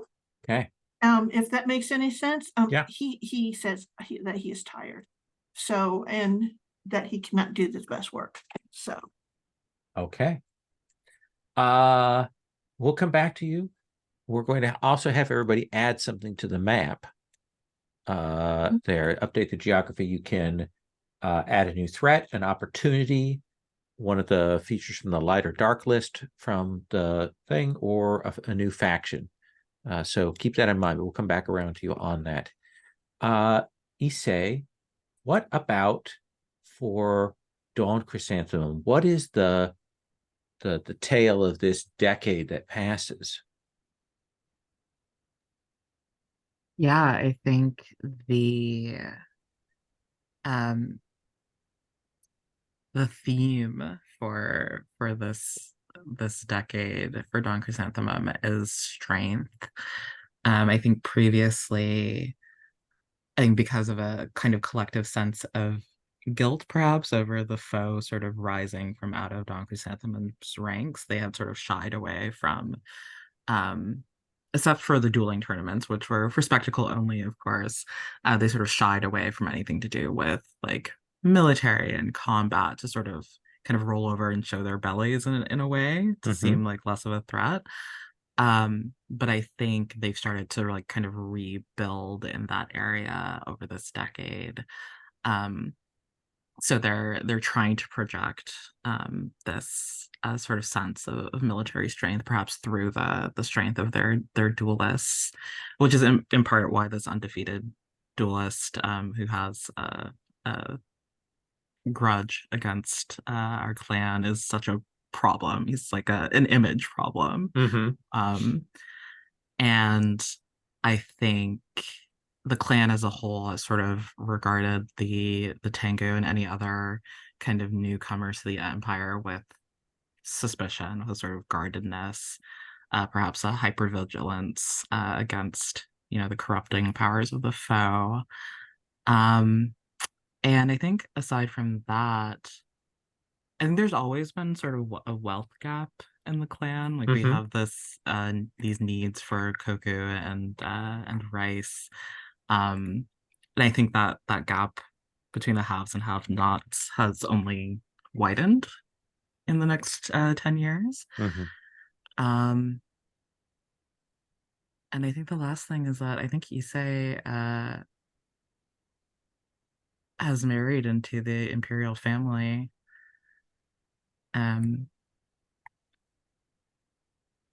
Not because he wanted to, but because he felt it was the best thing for the clan to show solidarity with the emperor in that way as well. So breaking off that engagement. Unfortunately, yes. Okay. Is Hanashiro no Hatsue still the head of Dawn Chrysanthemum? I think so, although she'd be getting up in years. So I think maybe she has a rival now. Okay. Do you want to make any changes to your doctrine, customs, etc.? Yeah, for my customs, I think others now see us as manipulators isn't quite the right word, but what's written here is manipulators who use beauty as a weapon. I think they're beginning to see like kind of that we aren't as soft as we perhaps looked. Okay. But we are actually rightful servants, allies, and heirs to the imperial throne. And I think I'll change my feature from the Jeweled City to Voice of the Wind. Our courtiers discreetly share information from far and wide. When you zoom into another clan's lands, you may ask them a question about current events elsewhere in the region. The GM will tell you the truth. You may tell the asker what you wish. Excellent. All right, we'll come back to you on the geography here in a moment to add to the map. Takashi, what about for Ghost Iris? What does this decade look like? So I had a couple of things. Sure. First of all, we do get more Tengu coming into the city. They very much treat themselves as a foreign embassy within the city, though. It's this is our space, and they're not exactly allies, but they are present and at least talking. I think I have added them as a faction on the little faction list, just to have that. You know, they're probably still pretty small, but as a force within the empire. Okay, excellent. I do want to change up a couple of things, and I think it all fits together nicely if Tomoruku does make a play for the daimyo. Mm-hmm. And both Tomoruku and my current daimyo, whose name I can't remember off the top of my head. That's terrible. Masuda Otojiro. Yes, Who's your aunt? Yeah, I think both are either killed or incapacitated in that attempt. Oh wow. Because I want Takashi to take the daimyo role. Okay, I think that's Out of all of perfect. A very young daimyo, because I think he was 20 something, so he would now be 30 something. 21, so he would be 31 and daimyo. Excellent. Anything else in terms of change of customs or lifestyle or anything? So primarily I want to change the doctrine of the family, so it was always prepared for war, and I'm going to change it to trade with the four corners, having a daimyo that was a merchant. That feels like it makes sense to me. So we have merchants that travel far and wide in search of a good deal, and I can do things with that. From a lifestyle perspective, the family daimyo has changed, and I think for the moment, given the prosperity that Takashi's managed to bring, he has a strong hold on the clan. I was trying to find the other question. Oh, the feature.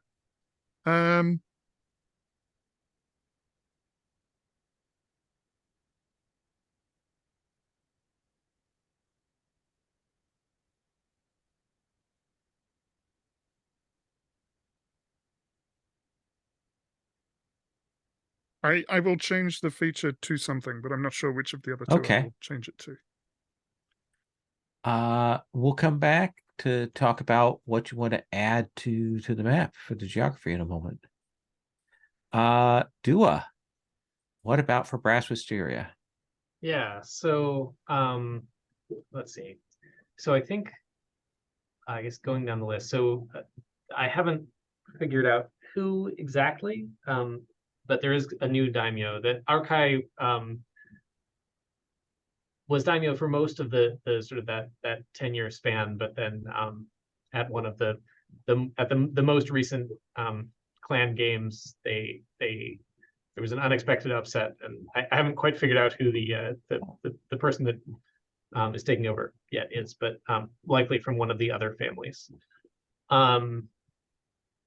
I think I also want to change what others see us as. Okay, yeah, we've certainly worked hard on that. Yeah, so I think rather than the current one about ignorant barbarians, there's I had it and I've lost it. Outsiders who should stay at the borders of the empire. So they've made inroads now. They've made contact with a lot of the clans, but I don't think they've necessarily so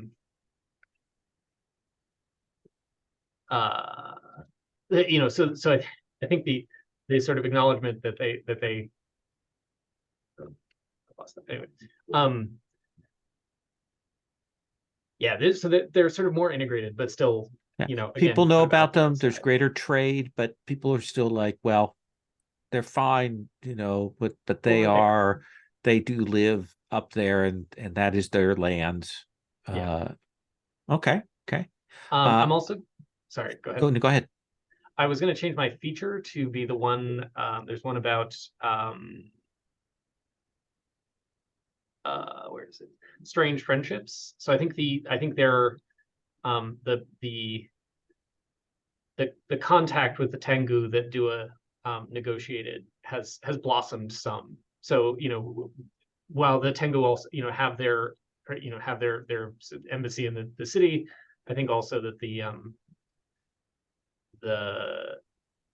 the family sort of more to the north in the Borderlanders has made more contact and more perhaps has almost established an embassy in the other direction, right? Okay. They've got more regular contact with Tengu up there. I like that. And think that was sort of everything I was thinking about there. Perfect. So the next thing is geography, and then we're going to talk about people's characters. So, Asaka, you may here at this point add one new threat, opportunity, a light or dark feature, or a faction to the map.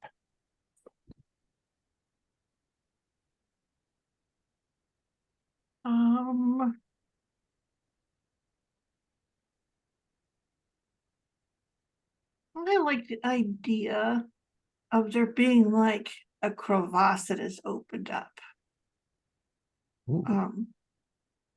So I'll have to figure out a shape for that, but I'll probably put it like it runs between the Tengu's Gift and the Forge of the Sun, and between the barrier hills and the mountainside there. Like it's a crack that kind of runs quite a long distance.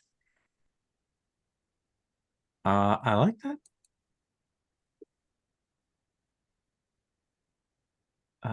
Is this part of the whole earthquake Yes, event? it's part of that.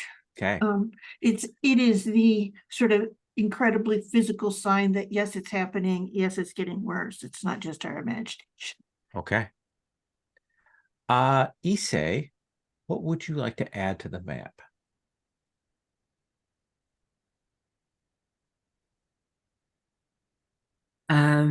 For some reason my brain is stuck on hot springs. Okay. So I'm gonna It's go time with for that episode in the arc, right? Where do we think I should put them?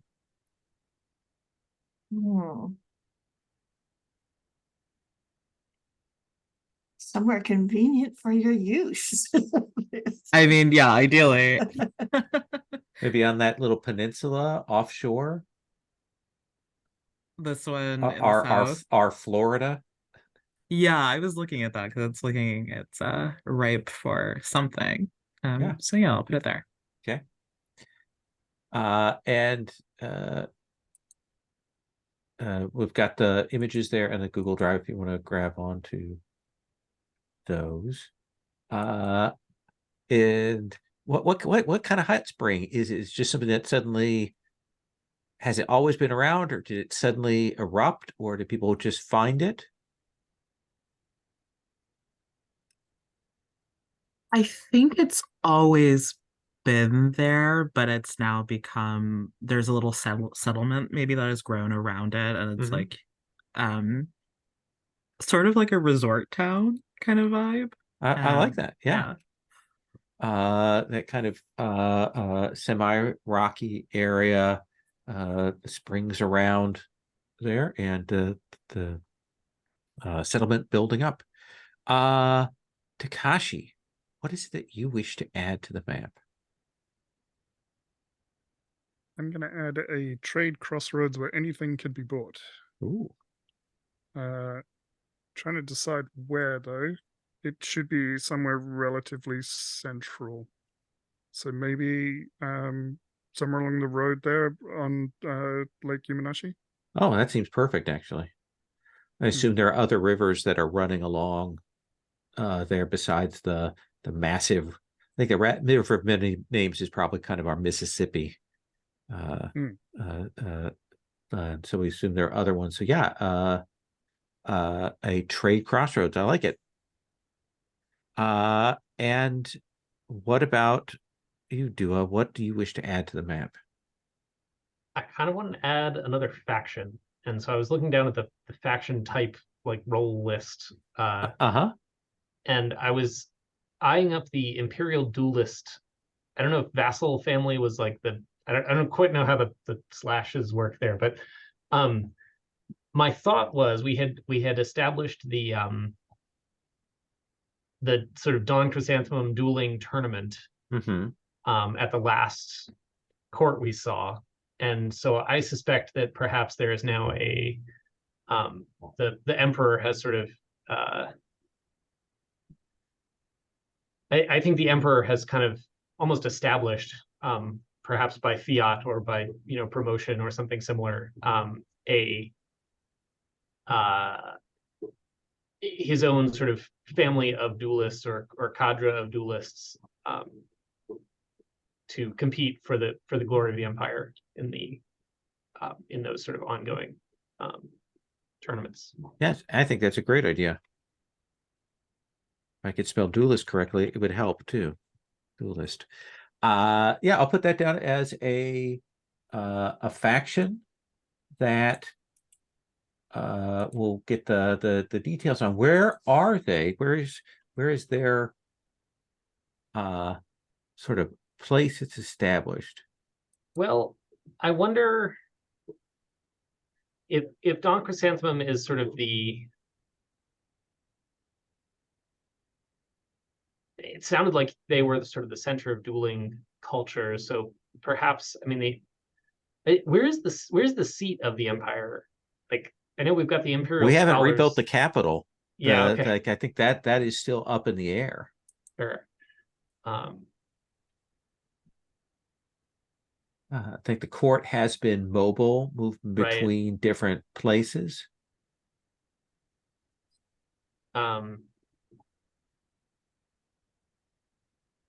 Well, I think maybe the sort of the dueling faction then is probably sort of somewhere between Crow Azalea and Dawn Chrysanthemum in that open spot. I can try and find some sort of suitable icon. Perfect. So that adds things to the map. Tell me. Come back to you, Asaka. Decide whether what. Oh, that's very badly written. That's me half-assing that. Let me highlight that fixing later. So decide what you want to do with your old character, how you want to handle this. You could keep your character and mark a roll, which would give you another move and moves you one more towards your character's retirement. You could keep your character with a new playbook, in which case you mark the number of rolls your previous character had and take advances for the second and third. You can use an advance to carry one move over to the new playbook from the old, or you can retire Asaka and make a new character. What do you think you're going to want to do? I think probably, I like the idea because you say married into the royal family, that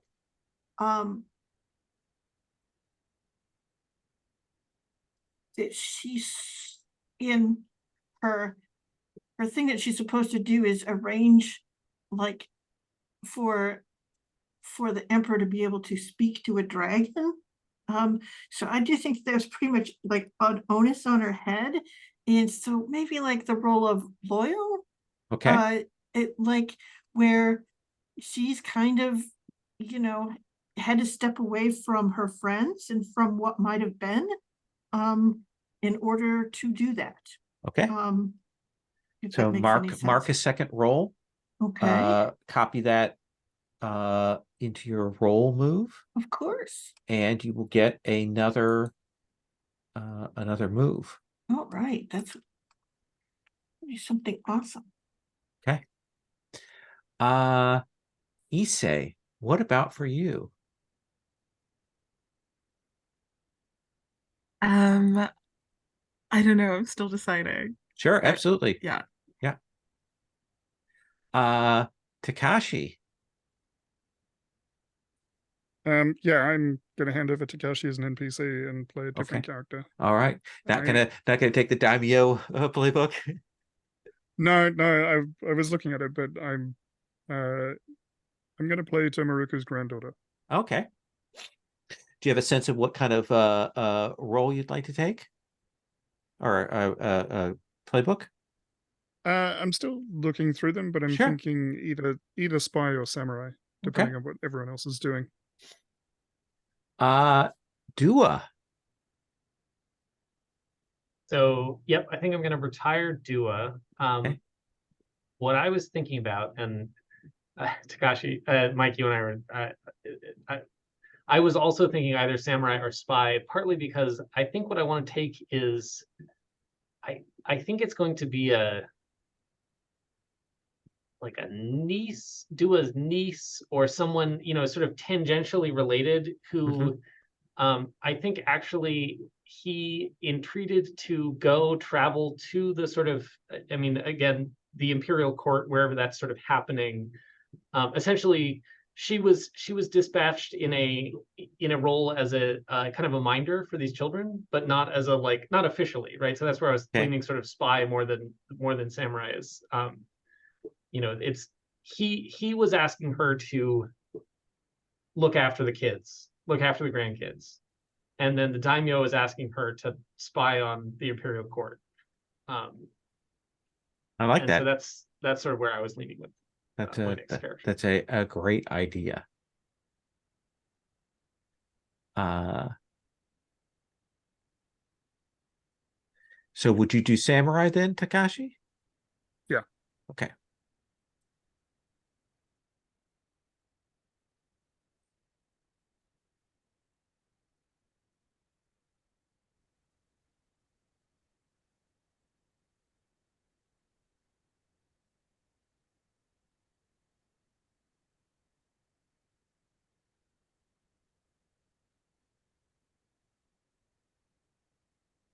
And if you want, let's see here.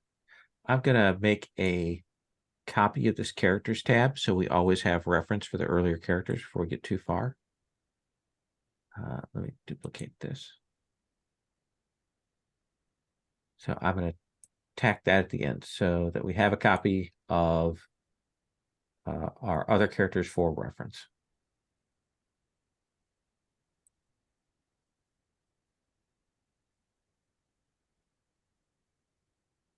You can clear your heavy wounds now, Asaka. Oh, thank you. I think that I should have cleared them before, at least one of them. So yeah.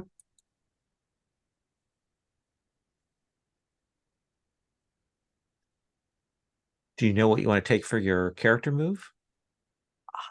There's a couple of them. One of them is Way of Stone, where I can attune myself to the land, which is sort of interesting. There's also Way of Fire sounds way out of her thing, but also the Way of Harmony is interesting too. So one of them is like gives me hold to do other things like visions. I don't know. I might take Way of Harmony because it gives me 3 hold to learn a ritual.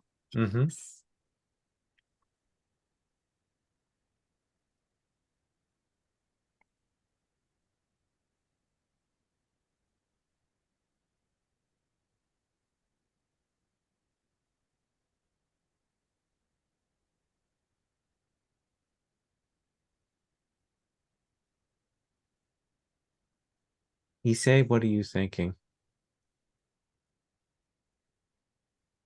I think I will create a new character. Okay.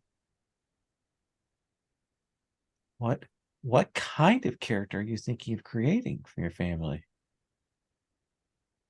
I'm thinking of playing the Dishonored Spooky Child as a monk. I think that's a great idea. All right.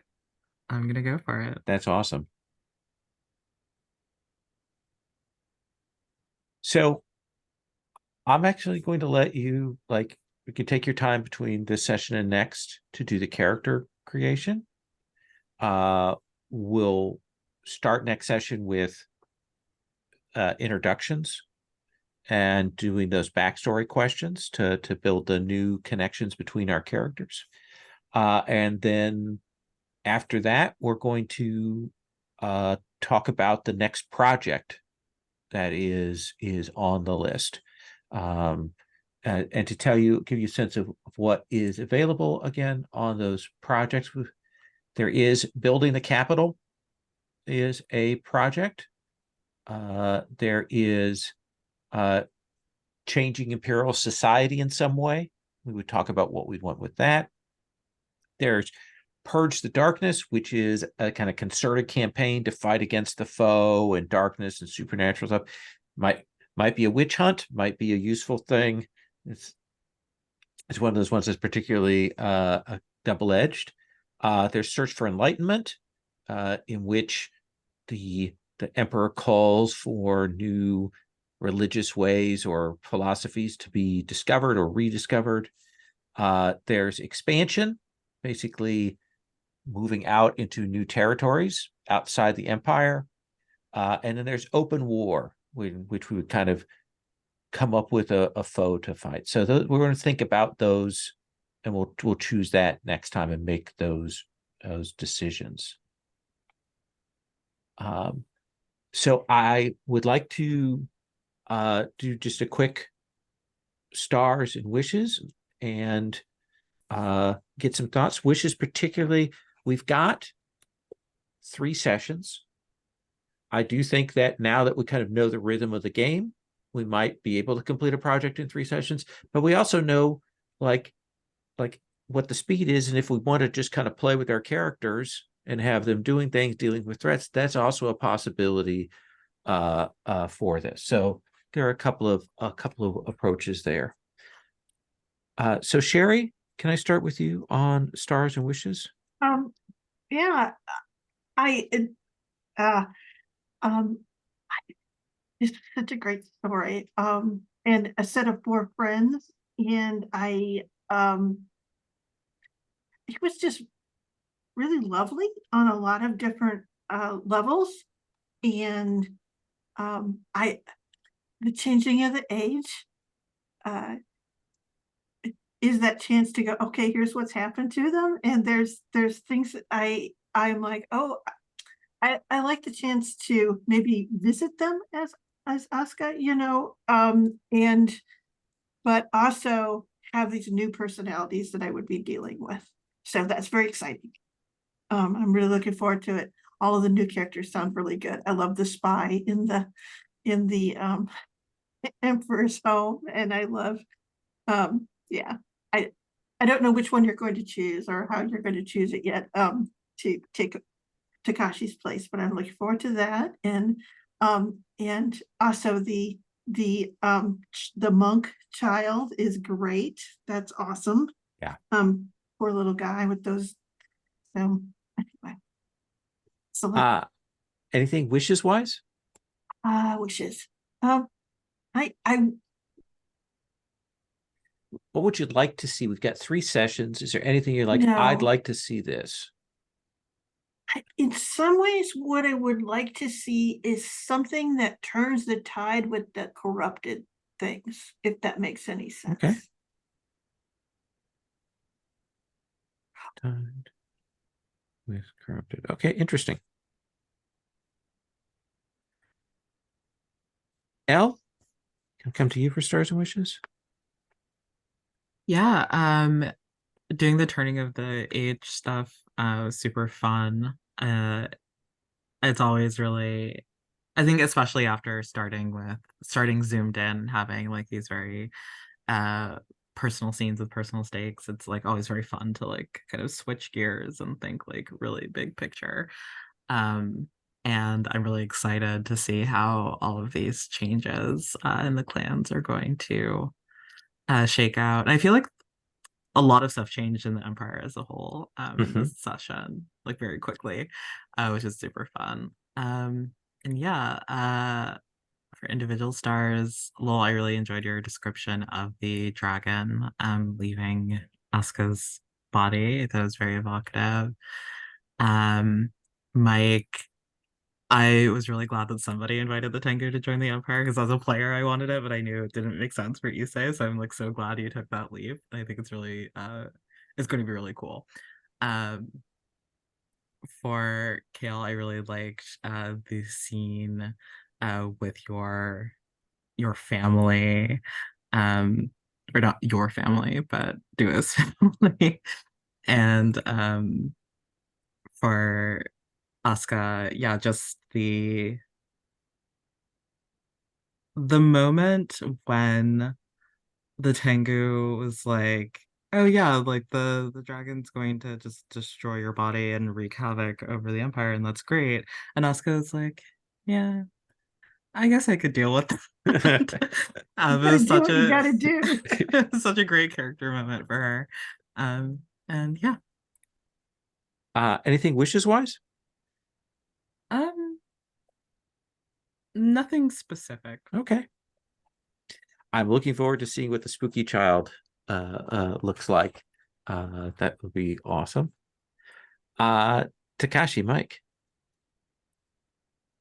So I loved going through the turning of the age stuff. Just think it is a feature of the legacy game that is, I haven't seen it well represented in any other game. Mm-hmm. That might be my own inexperience, but this is my first time going through it, and I loved it. For Asaka, I also really liked just the grim acceptance, and again seeing that character go from bubbly and excitable to someone that is still so curious and excited about everything, but seems to have matured a little bit as we've come along, and it's really impressive in such a short number of sessions. I also flagged, so we come back tomorrow, right? It's just fantastic moment. For Dua, yeah, seeing the brass Mysteria changing and seeing Dua having to sacrifice and be the face of that change, I really enjoyed seeing all of that, and I'm looking forward to seeing what happens next. For Issei, I think I have the most stars for you, but 3 hairs out of place. That got a chuckle from me. Being unsure how to refer to Asaka when talking with the Tengu, that was a lovely beat. I really enjoyed the kind of dramatic irony of the fact that Issei was the merchant and Takashi was the diplomat in the Tengu situation, and I really enjoyed the scene that we had after that as well. That was really good, and my heart breaks for Issei marrying into the Imperial family. There's so much melancholy to that character, so I kind of hope that the spooky child has a better time. Although prophetic doom bringing visions, maybe not. And for Lowell, at the Field of Broken Blades was a beautiful detail that was so ominous and so full of promise. But then turning that into a dragon skeleton, that's metal AF, and then you went even further by turning it into an actual metal dragon covered in lightning. So yeah, many stars for that. In terms of wishes, I just can't wait to see where the story is going next. And although I'm excited to explore new characters, I would like to continue to see or at least hear about the retired characters in some way, shape, or form. I would like for them to still be part of the story in the background. I love it. Absolutely. And Dua. Yeah, I mean, I think I just really enjoyed this session. It was a very like the arc of sort of having the kind of that the zoom in at the start. That's really like in some ways closing out a lot of the kind of narrative stuff we had going on before, and then getting to do the sort of turning of the age and seeing how all of the clans are evolving. And then the kind of the sneak peeks of the characters that are coming. I just thought it was a great like that this episode had a great arc to it. And I had to laugh at the only specific note I had written down was your Pulp Fiction reference with the sword. That was great. So as far as wishes go,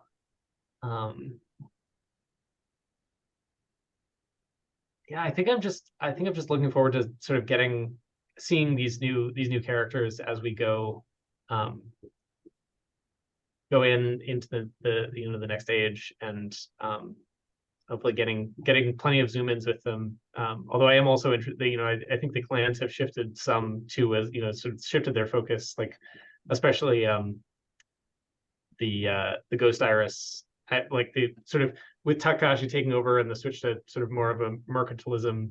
I don't know. I'm interested to see what that looks like in the clan phase. Excellent. Thank you, everyone. I really enjoyed that. I'm glad we did the Turning of the Age. I liked it. I'm glad some people took new characters. It's often a rarity in these legacy games. A lot of people want to hang on to their characters, even in Legacy Life Among the Ruins, where you may be jumping a century. I've seen people keep their characters on in various ways. So I am going to stop the summary, and then I am going to stop the recording.